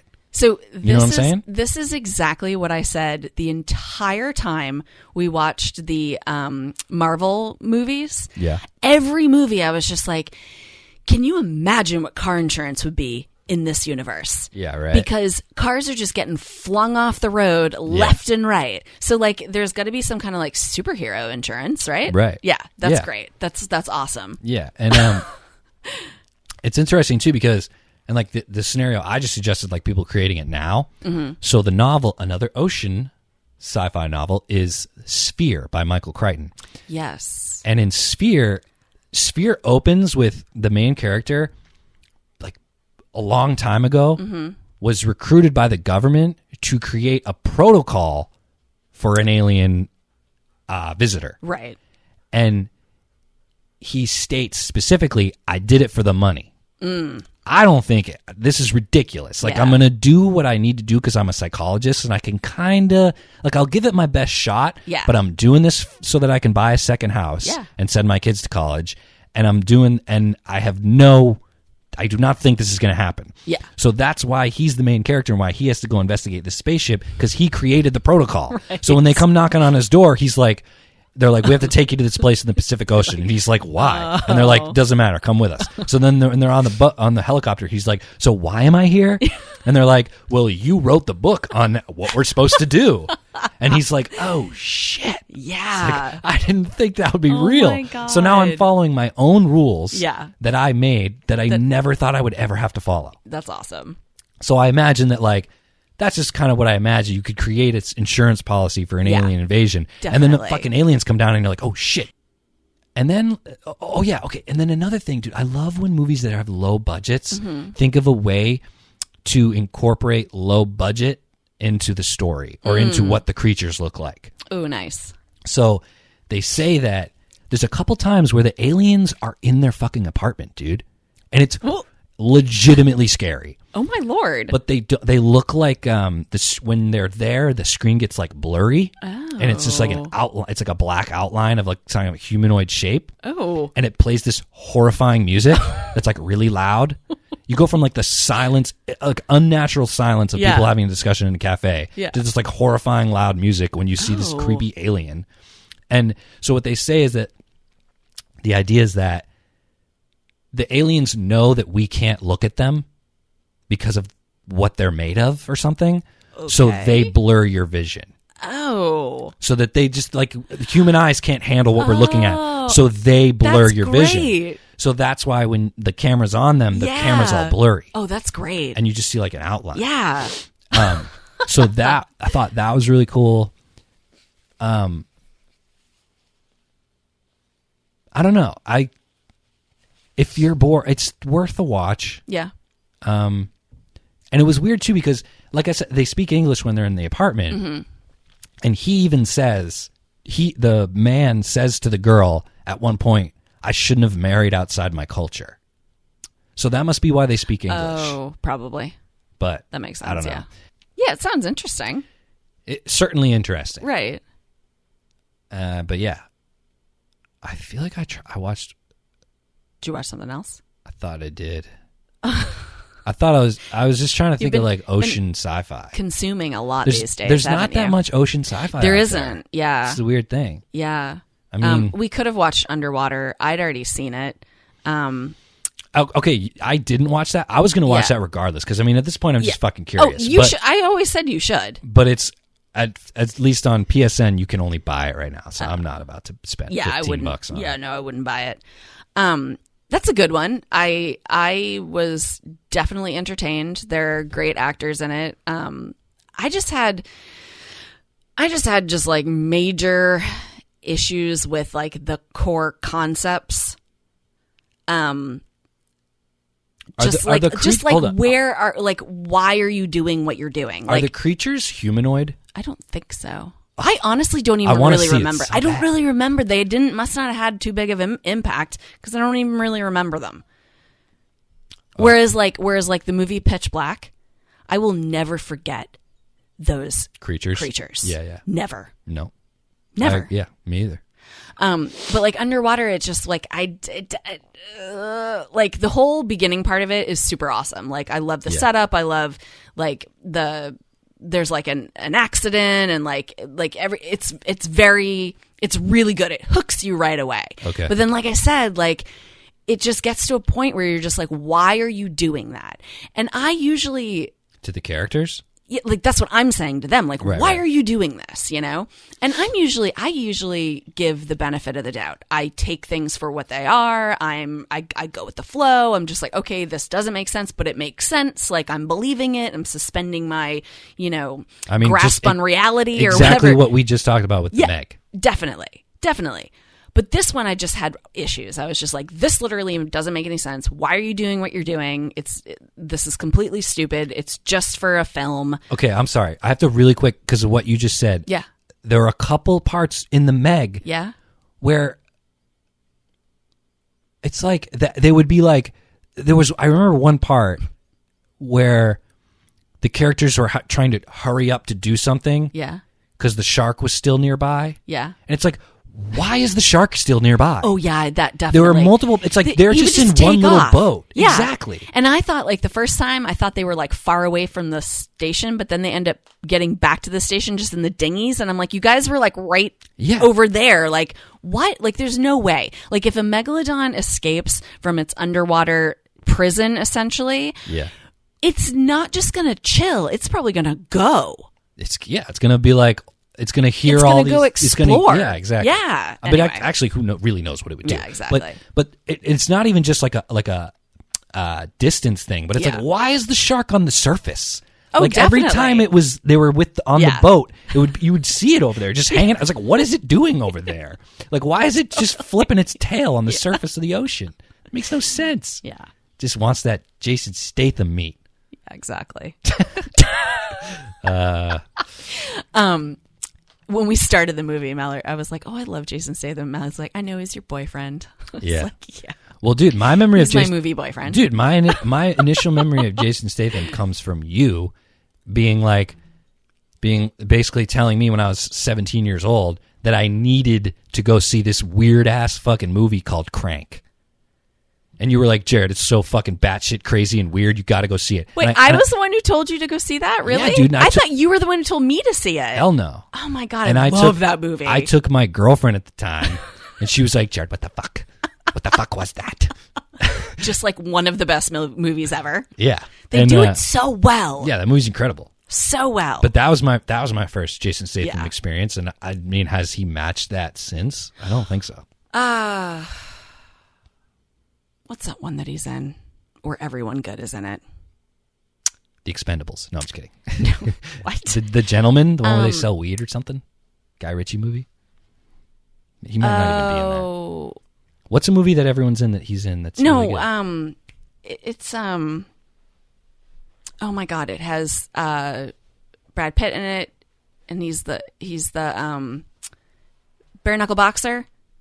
Snatch? Yeah, isn't he in Snatch? Or am I making that up? Don't know. Oh God, I gotta look this up. I might be making it up. I don't think I finished Snatch. Wait, I is he in that? Did I just make that up young. again? I don't know. No, he's in it. Okay. Yes, that movie is so good. Yeah. Has so many good people in it. Anyway, so Underwater. I would love to hear your take on it. I would love to hear your take on it. I mean, it looks cool. It looks cool to me. Yeah, watch it. Yeah. I just remember it was a January release, which is Not usually a never good sign. good Well, thing. it's not a good movie. I Right. mean, it has some good moments. You know what movie we really should assign for us? What? Because it's technically sci-fi. What? A Life Less Ordinary. I love that movie. Because doesn't he lose his job to machines in the beginning? Isn't that like what sets him down the path that he kidnaps someone? Oh, yeah. Yeah, it's like kind of sci-fi. Yeah. I would love to just view that movie through the lens of science fiction. I don't know if we'd get too far, but Wait, I love that movie. What happens at the end? Doesn't he get shot and he's like immortal or some shit? Yeah, but they're angels, remember? There's angels in it. Oh, fuck, you're right. Yeah. Oh, yeah. Laura Yes. Linney? No. Or, and the guy is Delroy Lindoff? Holly Hunter? Yes. Holly Hunter. I Okay. completely forgot about that aspect Yes. of the movie. Yeah. That's kind of sci-fi, but I guess I not mean, because I it's don't know. yeah, whatever. Yeah. Anyway, okay. So let's wrap this up. I guess. I mean, is this the top one in your opinion? Deep Range. You don't have to say yes. I'm just curious. I honestly think it's tied with City in the Stars because for they're me. so different. They're so different. Yeah. Two totally different reading experiences, like I mentioned. So, you know, yeah, I'd say, I mean, maybe this one edges over it in some regards, but the concepts and the way, like, City in the Stars is just so much more epic. Right. You know? Yeah. It's like what you want. It's what you're looking for when you go for science fiction. Yes. It's just epic space. Yes, but the deep range is what I go for when I want to pick up a really good novel. Yeah. You And know? I was just thinking, for me, it would be a tie between Childhood's End and the deep range. And I look at it as if someone was like, you know, you can only save, or if you had to like pick one novel to represent science fiction, or more specifically, the golden age of science fiction, which is like the 30s, 40s, 50s. Yeah. I mean, I would choose Childhood's End because philosophically, themes, metaphors, it's more epic. Right. But even though it's amazing and it's an incredible novel, it was significantly easier to read the deep range. Just purely like, I want to know what's happening next, so I'm going to pick this book up and I'm going to read it. Yeah. Whereas with Childhood's End, it's like, you know, it's kind of like, it's kind of, I mean, it's a short book, but it's like a task to like get through all this because you get to philosophy. process this new information. Yeah. Whereas this one fits more easily into what we already know. Exactly. Plus, it's just relatable. Like, the human aspect of it is very relatable. Yeah. Yeah. All right, so this is kind of a shorter episode, but you know why it's short is because we didn't have a meaty film to discuss. Oh, yeah. Just, I mean, you know. just some jovial laughing moments with the Meg. So, next episode, we have the next two episodes are going to be collections of short stories. The next one, the book is called Tales from the White Heart. The one after that is called The Other Side of the Sky. Oh, yeah. And then it'll be ACC08, which is A Fall of Moondust. Ooh. Which is a fun novel. It's a good novel. Who's reading that one? Heather. Ooh. Yeah. Nice. This is her. She's read some stories with you, but not a full novel. As of right now, Heather was my co-host for two collections of short stories. Yeah. So this will be her first Clarke novel. Oh, I can't wait to hear And her she even perspective. said that she prefers novels over short stories. So yeah. I heard that in the last episode. And it's funny, too, because it's like, see, now, getting into, like, we got to start planning, like, how the fuck are we going to do 2001? What do you mean? How are we going to do that? What do you mean? Because, like, part of me wants to redo it with you, but at the same time, because I'm wondering, because, like, I don't want to do the same co-host with each one. Yeah. But I don't want to do, like, a co-host with Odyssey 3 if that co-host hasn't read 2 and 1. Oh, so it's almost like I might need you and Mallory and Heather to read them all. Yeah. That could be fun, though. Of course, yeah. And bunch of perspectives. Yeah, and we could do, like, 4-way conversations. But anyway, what I was originally saying was that I chose A Fall of Moondust because it's kind of safe for Heather as someone who maybe doesn't like sci-fi and hadn't read Clarke. But now that she's, like, into it, kind of like... I'm thinking, dude, do you think she would like 2001? Ooh. I don't know, but I sure as heck would like to hear her opinion on it. Like, her perspective. Yeah. Because she's honestly been blowing me. Get her to. She's been blowing me out of the water with some of her, like, the things that she says. Yeah. I love it. Because I've never really talked sci-fi with her. Yeah. You know, and so it's awesome, you know? Yeah. Love it. So, yeah, I bet she would have liked this one, especially the whole vegetarian angle. Yeah. Yeah, this novel is just good. I think she would like it too. Yeah. I'm just trying to decide, man, like 2001, like what do you, like, I don't know. It should just be a big 2001 reading party. Fuck it. Let's do it. It'd be awesome. But yeah, no, I agree. It would definitely make the rest of them work well too. Yeah. You know. I honestly, regardless of whether I'm included, will read all of them again. I'm really looking forward to it. Yeah, me too. Revisiting that. It's been years. I think I've read that novel twice, but the last time I did was like at least 6 or 7 years ago. Yeah. I don't even know if it's my favorite now. Who knows? Yeah, that'll be interesting to see too. It's so crazy how like your perspective, like just your opinions change. Like I remember, like one time somebody said to me one time that Jurassic Park is a perfect novel. Yeah. And I agree. Like, I don't think there's nothing about that novel that I think needs to be changed or should be changed. Right. Nothing. It's perfect. But at the same time, when I went through every Michael Crichton novel, I found The Lost World to be better. Ah. But that's way more pulpy. It's way more just people running away from dinosaurs. Right. And like people fucking killing each other. Like, what's that? Corporate espionage type shit. Yeah. Like, okay, let's end it on this because now I'm just rambling about fucking Jurassic Park. But no, it's just interesting because, again, perspective. So so there's Jurassic Park, The Lost World, Jurassic Park 3, Jurassic World. Wow. And then Jurassic World Fallen Kingdom. Wow. So there's 5. Oh my, wow. So, okay, so It's a lot of Jurassic Park. I know, but so I remember when I think those movies are all of various degrees of good. Yeah.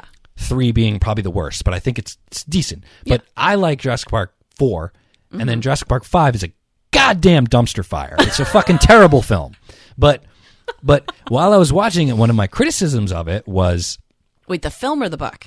The film. There's only 2 books. Oh. We're on film 5. Oh, so we're okay. beyond anything Wow. Crichton ever wrote. Oh my So- God. I thought you meant there were that many books. Hell no. Crichton only ever Okay. wrote one sequel, ever, and it was The Lost And World. it was, oh wow, okay. So when there's a part in the 5th Jurassic Park where a human kills a human, Yeah. and when I'm watching that, I go, "This is Jurassic Park, dude. People don't kill people in Jurassic Park. yeah. That does not belong here." You're right. And then I read The Lost World, and one of the coolest parts in that whole novel, Yeah. is the bad guy, the human that's evil, Yeah. straight up tries to kill Julianne Moore's character. Oh wow. He doesn't do it, Yeah. but he did it, and I was like, I guess human on human murder does belong in Jurassic Park. It was weird, you know? Yeah. But Yeah. I So don't know. perspective, man. Perspective, man. Ugh. So yeah. Fuck it. I'm going to end it with that. Perspective, man. I love it. And then music.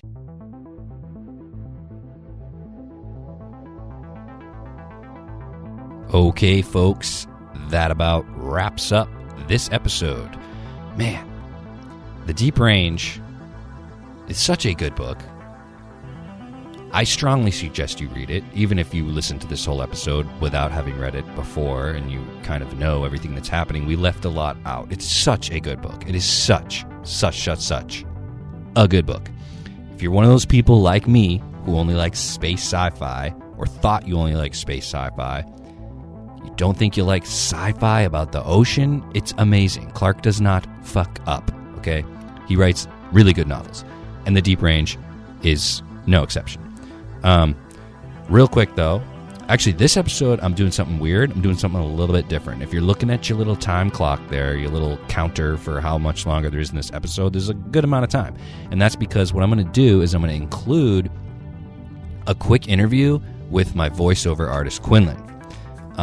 Super quick. One of the reasons, because I've said this before, but it's interesting because Quinlan does the voiceovers, but he doesn't read the books. So it's just interesting to hear what he has to say about these things that he's reading. And so I kind of just wanted to explain the revelation that we already went over in this episode. I wanted to explain it to Quinlan and see what he thought.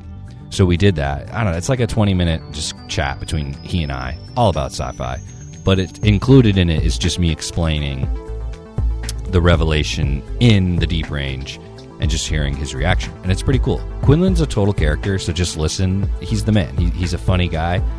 He's my friend. He's not just my voiceover artist. He's my friend.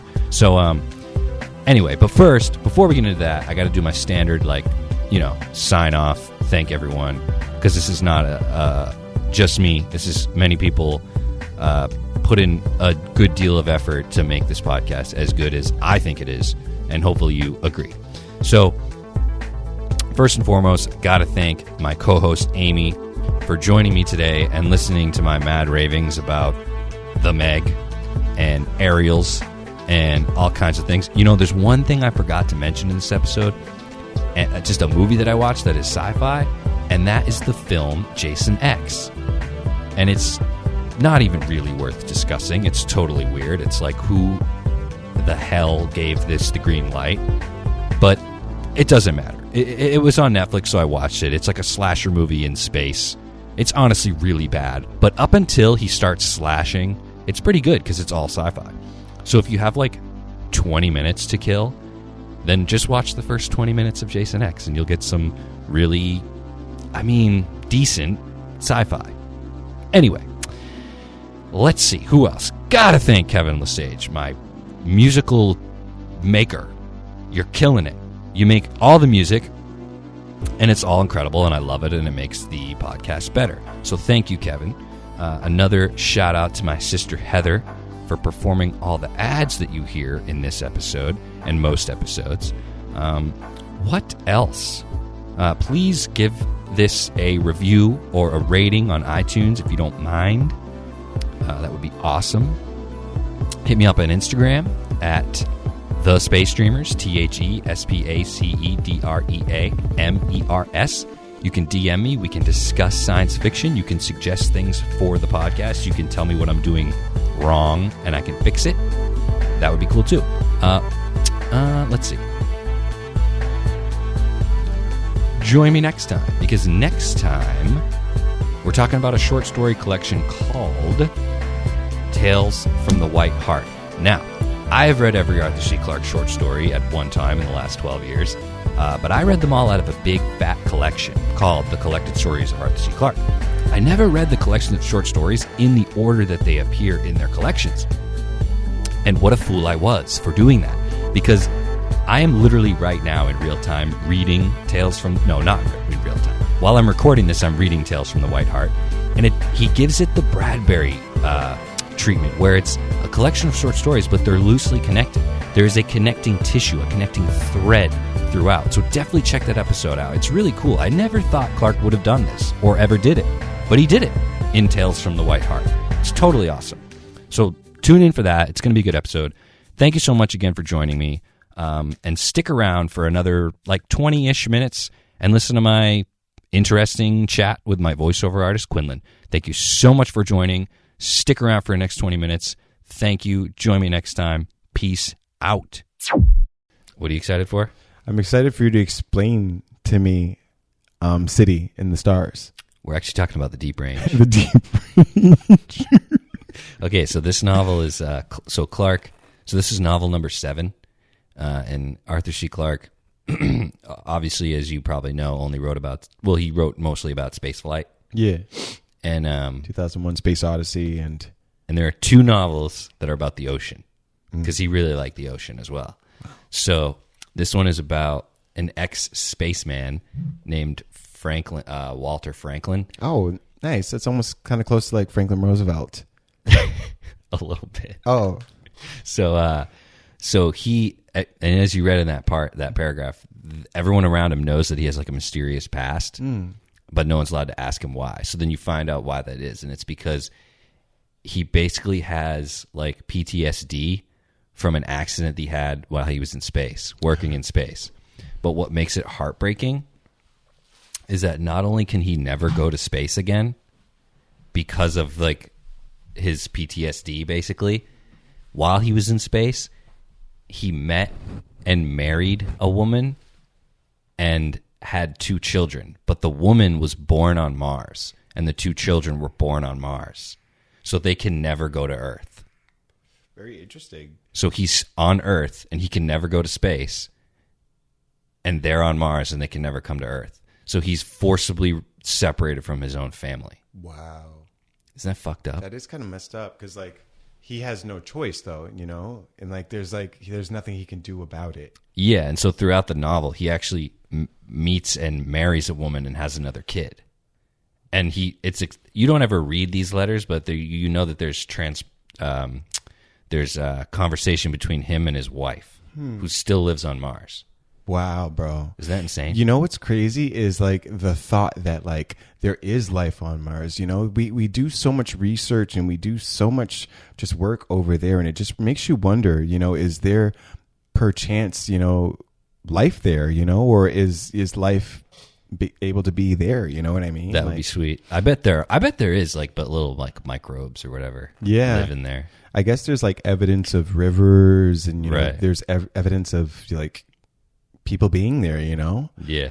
And you know what, another interesting thing that I really, really love or think about a lot is What? Girtha. Have you ever heard of that theory? No. Like the inner Earth or, you know, the inner Mars, like there's the civilization actually lives within Mars. Oh. Still, yeah. It's just interesting theories that Have you seen Godzilla versus Kong? Oh my goodness gracious, bro. So like it was amazing to see their There's like an Under Earth. yeah, Right? Agartha basically. Yeah, It's yeah. their portrayal of Agartha, and it was really, really, really awesome to see. Yeah. And it's cool that they kind of threw him in with like the Class of the Titans, which is like another like mythological like thing that I love to read about sometimes. So that's it basically. So then at the end, so obviously the Franklin can never go to Mars, but his son really wants to go to Mars. He wants to be a space traveler. So at the end, dude, Franklin's own son is taking to space, and he's going to go to Mars and meet his half siblings. wow, Isn't that a trip? that's crazy. Totally crazy. It's almost like people that are like Hebrew and like they can like, or like not Hebrew, but like from Egypt, and they can go there because like they're part Egyptian or something. They can go where? I don't know. Like I think that like if you're like part Hebrew or something, you can just like go to Israel like for free, and like they pay for it, like so that you can see your heritage Your or like pilgrimage? see your Yeah, pilgrimage and like see where you're from. It's pretty cool. Yeah, like they pay for it. They have money. But the point is that Franklin can't go because of like his health. Yes, exactly. Because like physically his different. body can't handle it, Wow. but his son's body can handle it. So his son, like, isn't that just crazy? Yeah, that like is. his half siblings are aliens Well, you know, because they were born on Mars. it just makes you think like how a lot of these like, you know, superheroes, like they're half breeds, like they're half human, but they're the bridge to like bringing both of the worlds together. You know what I mean? They're able to like bridge both the worlds, and it kind of correlates to what you were saying. You know, he's the bridge to being able to go and get there. And yeah. Have you ever? Are you a Keanu Reeves fan? oh, I love Keanu Reeves. Have you ever seen The Day the Earth Stood Still? No, I haven't. 2008. No, I never saw that movie. I probably saw it, but I just don't remember it. It's not very memorable. Yeah. But in it, he's just because you're talking about like bridging the gap or whatever, like. Yeah. So basically, the aliens in that movie come to Earth, take a DNA sample from a human, then they leave, and then they come back like 80 years later with whatever message they have. But the point is, they took the sample so that they could literally grow a human. So they grow a human inside this like living, like it's like a Sack. big placenta. Yeah. So they grow this human, and then they put like one of their alien consciousnesses in it. Wow. So it's a human body, like DNA genetically, it's human, but it was grown. But its brain, its consciousness, is this alien, so that he can come to Earth and like deliver whatever message it is. Wow. But it's just cool because he has to be born basically on Earth. That's crazy. It's pretty gross too, the way they show it. Oh, I'm not sure. I mean, I It's like kind a- of want to see it still. It's like a Oh. skinny, shriveled up, totally bald Keanu Reeves. I wish like who then grows into like Keanu Reeves. I wish people could see what you just did just now. Like, Skinny and shriveled Keanu. that's awesome. Wow. I'm going to have to look that movie up. The Day the Earth Stood Still. Yeah, it's a remake of a far better movie that you should. I mean, you could watch the Keanu Reeves one, but the one from the 50s is a lot better. Oh, really? It's amazing. Any actors that I would recognize, perchance? I don't know. It's in black and white. Oh wow. It's old as Most likely not then. yeah. I mean, it could be as old as I am though, because I'm getting old. This movie's like 80 years old. Dude. Okay, You're never not that mind. old. I'm not that old. Okay. So anyway, I thought you might find that interesting. That is really interesting. I like to have like an open mind about things and like just think of. Do you like possibilities. science fiction? I love science fiction. Are you kidding me? It's like- Separate from superhero stuff. oh, of course I love science fiction. What's your favorite sci-fi movie? I liked Area 51. Get closer to the mic. I liked Area 51. What's Area 51? It was like a movie about like these aliens that came. I don't think it was called Area 51, but it was like something 51. Spectre 51? Sasha 51. Something 51. Just explain it, and I'll. So basically, these Maybe I've heard of it. aliens were like all like in like this. What do they call it? Like refugee sort of thing. Oh, you're thinking of District 9. District 9. There we go. And like they just had to like strive, and like one of these like lowly ones like was really treated shittily, and like I don't know, I just like was really, I thought like and they love cat food. yeah, but like it made me really feel bad because like I feel like we give aliens such a bad image when like maybe they're not like that, and it really made me like them a lot. Like it made me want to like see like what they would be like, and like just give them love instead of like treat them, because like everybody gets treated bad, I guess, and like I'm sure like aliens themselves like have people that, or other aliens that treat them bad, you know what I mean? But it was just a really cool movie. Let me think. The most recent sci-fi movies that I've watched. Can you name some movies? Because like I'm kind of nervous. I can't even think of like any ones that came out recently. Interstellar. Is a Interstellar. pretty popular deep That space was the one science with fiction movie. Brad Pitt, right? No, that's Ad Astra. Ad Astra. Yeah, that's the one that I You've saw. seen that one? I've seen that one. You like it? It was interesting. I love that movie. It's very slow. It was, yeah, that's what I Yeah. was like, okay, God, like, Yeah. give me something. Like, What about the apes, though? Remember the monkeys? yeah, I do remember that. The research primates? Yeah. Because he calls them research primates, and that's the greatest band name ever. I was just Research like kind of confused by that movie, honestly. Like, I didn't really understand it.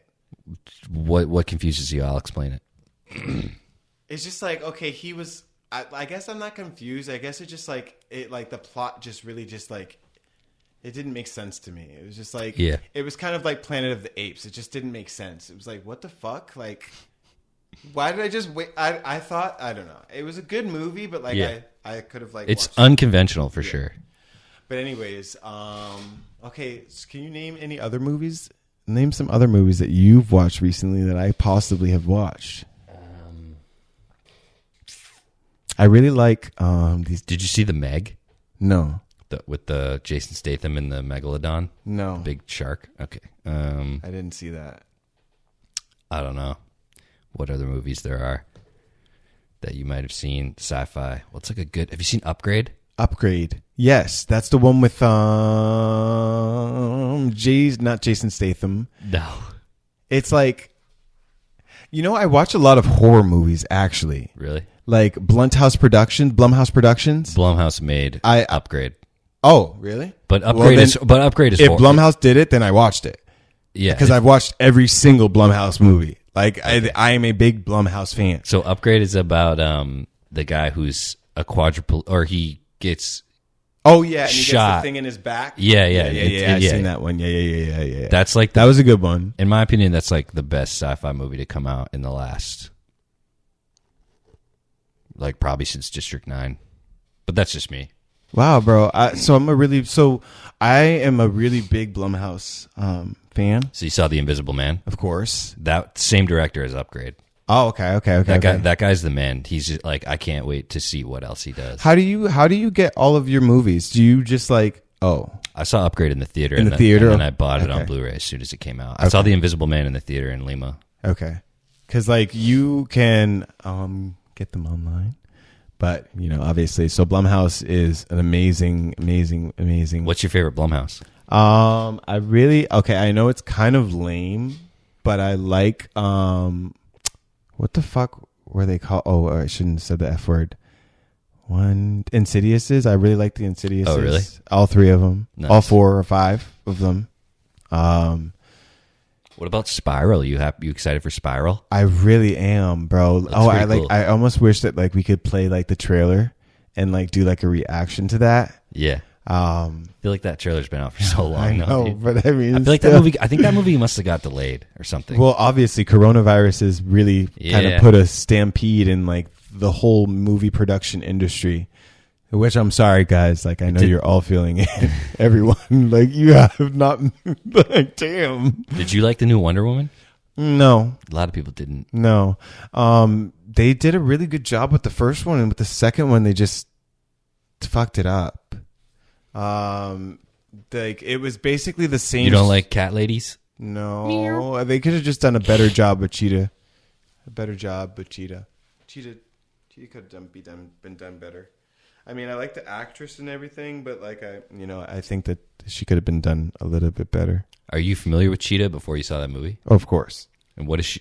Does she wear a Barbara suit, or Minerva? does she actually part cheetah? So Barbara Minerva, and actually in the actual comics, she was doused by a god, and given her powers by a god, the cheetah god. I forgot what his name is, but it's like some crazy like like name, like Okay. that's his name. But like, she was also like,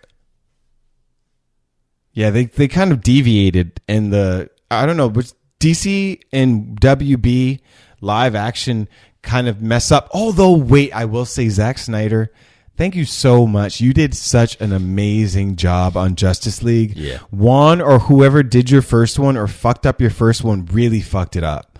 He really messed up your movie, and I am so sorry that happened to you. And whatever, I don't think it's one person. I think it's the studio, like Warner Brothers. Like, I really was a little bit salty about how you did that, and especially seeing his interpretation of how the movie should have been.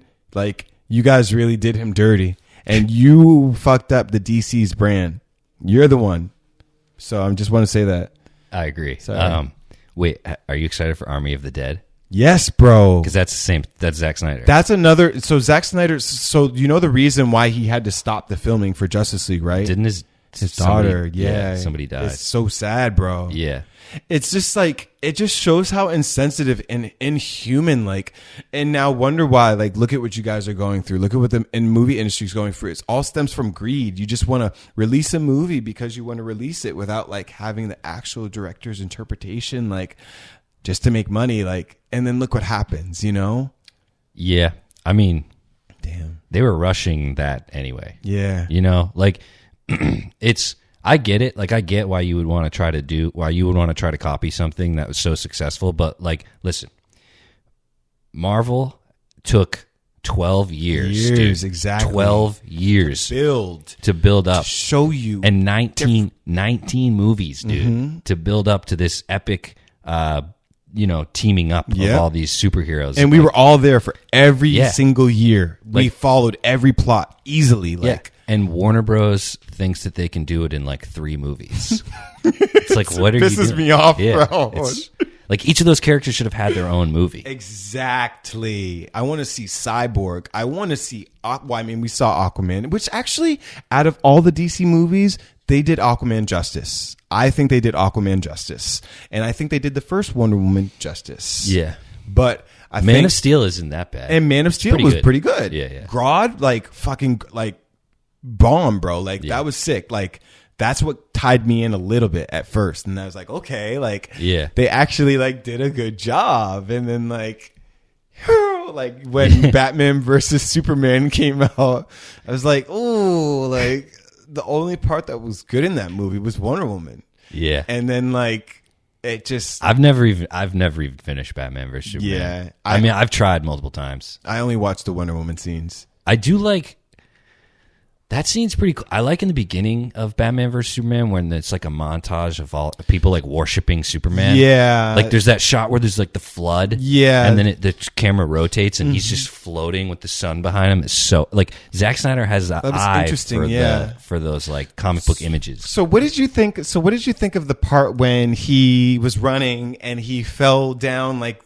the like into the cave, and like all of the bats like brought him up. Like, what did you think of that part? I don't remember that part. So basically, I didn't get very far. it was at the very beginning scene, and he's like running away. Oh, as a child? Yeah, as a child. Okay. He falls down into some ditch that ends up being like a cave, Right. and like the bats like raise him, like he flies basically out of the cave. Okay.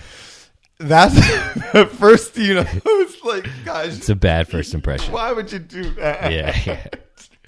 I don't know, dude. Oh my God, bro. Warner Brothers. And I have a feeling it's Warner Brothers. Like, obviously DC is like not as vocal as they should be. Like Marvel. Like Marvel has their own fucking studio. Exactly. You know what I mean? Yeah. That's what they need to do. Like, but unfortunately they're getting someone else to like share their vision when like that fucks up the vision, Yeah, I agree.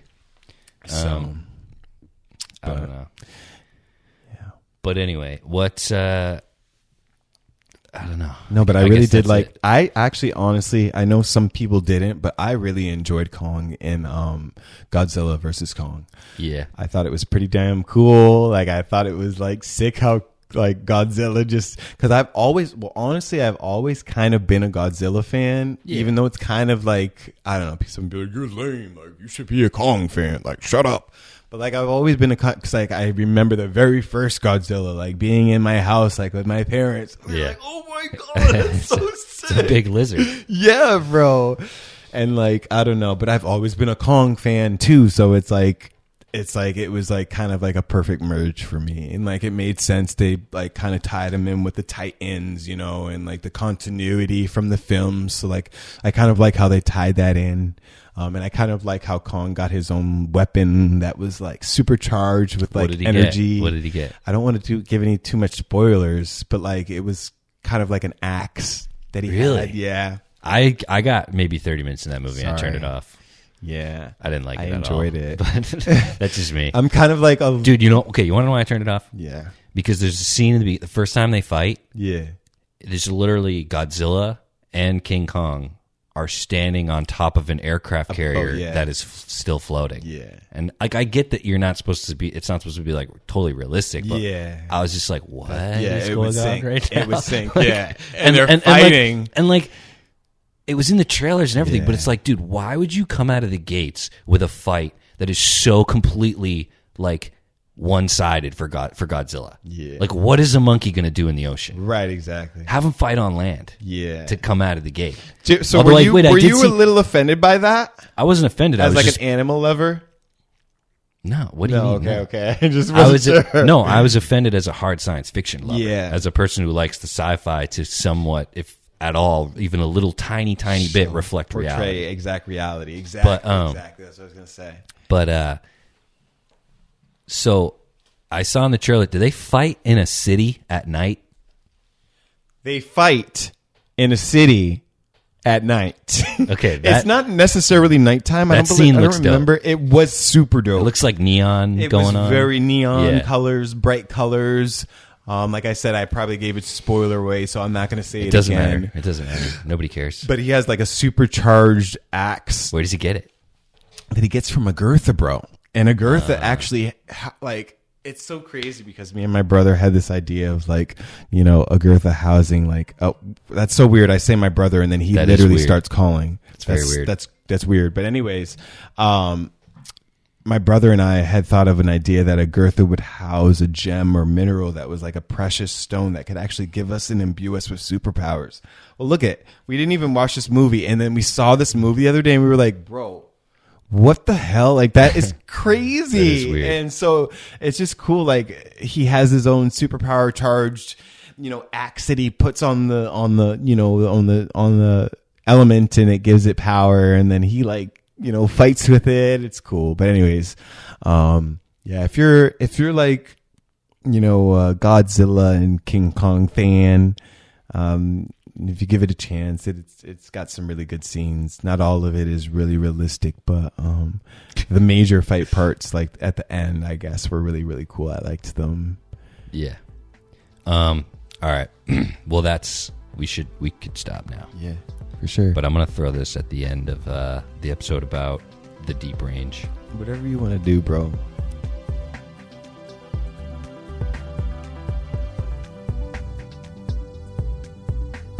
This has been a Su Madre production. Thank you for joining us.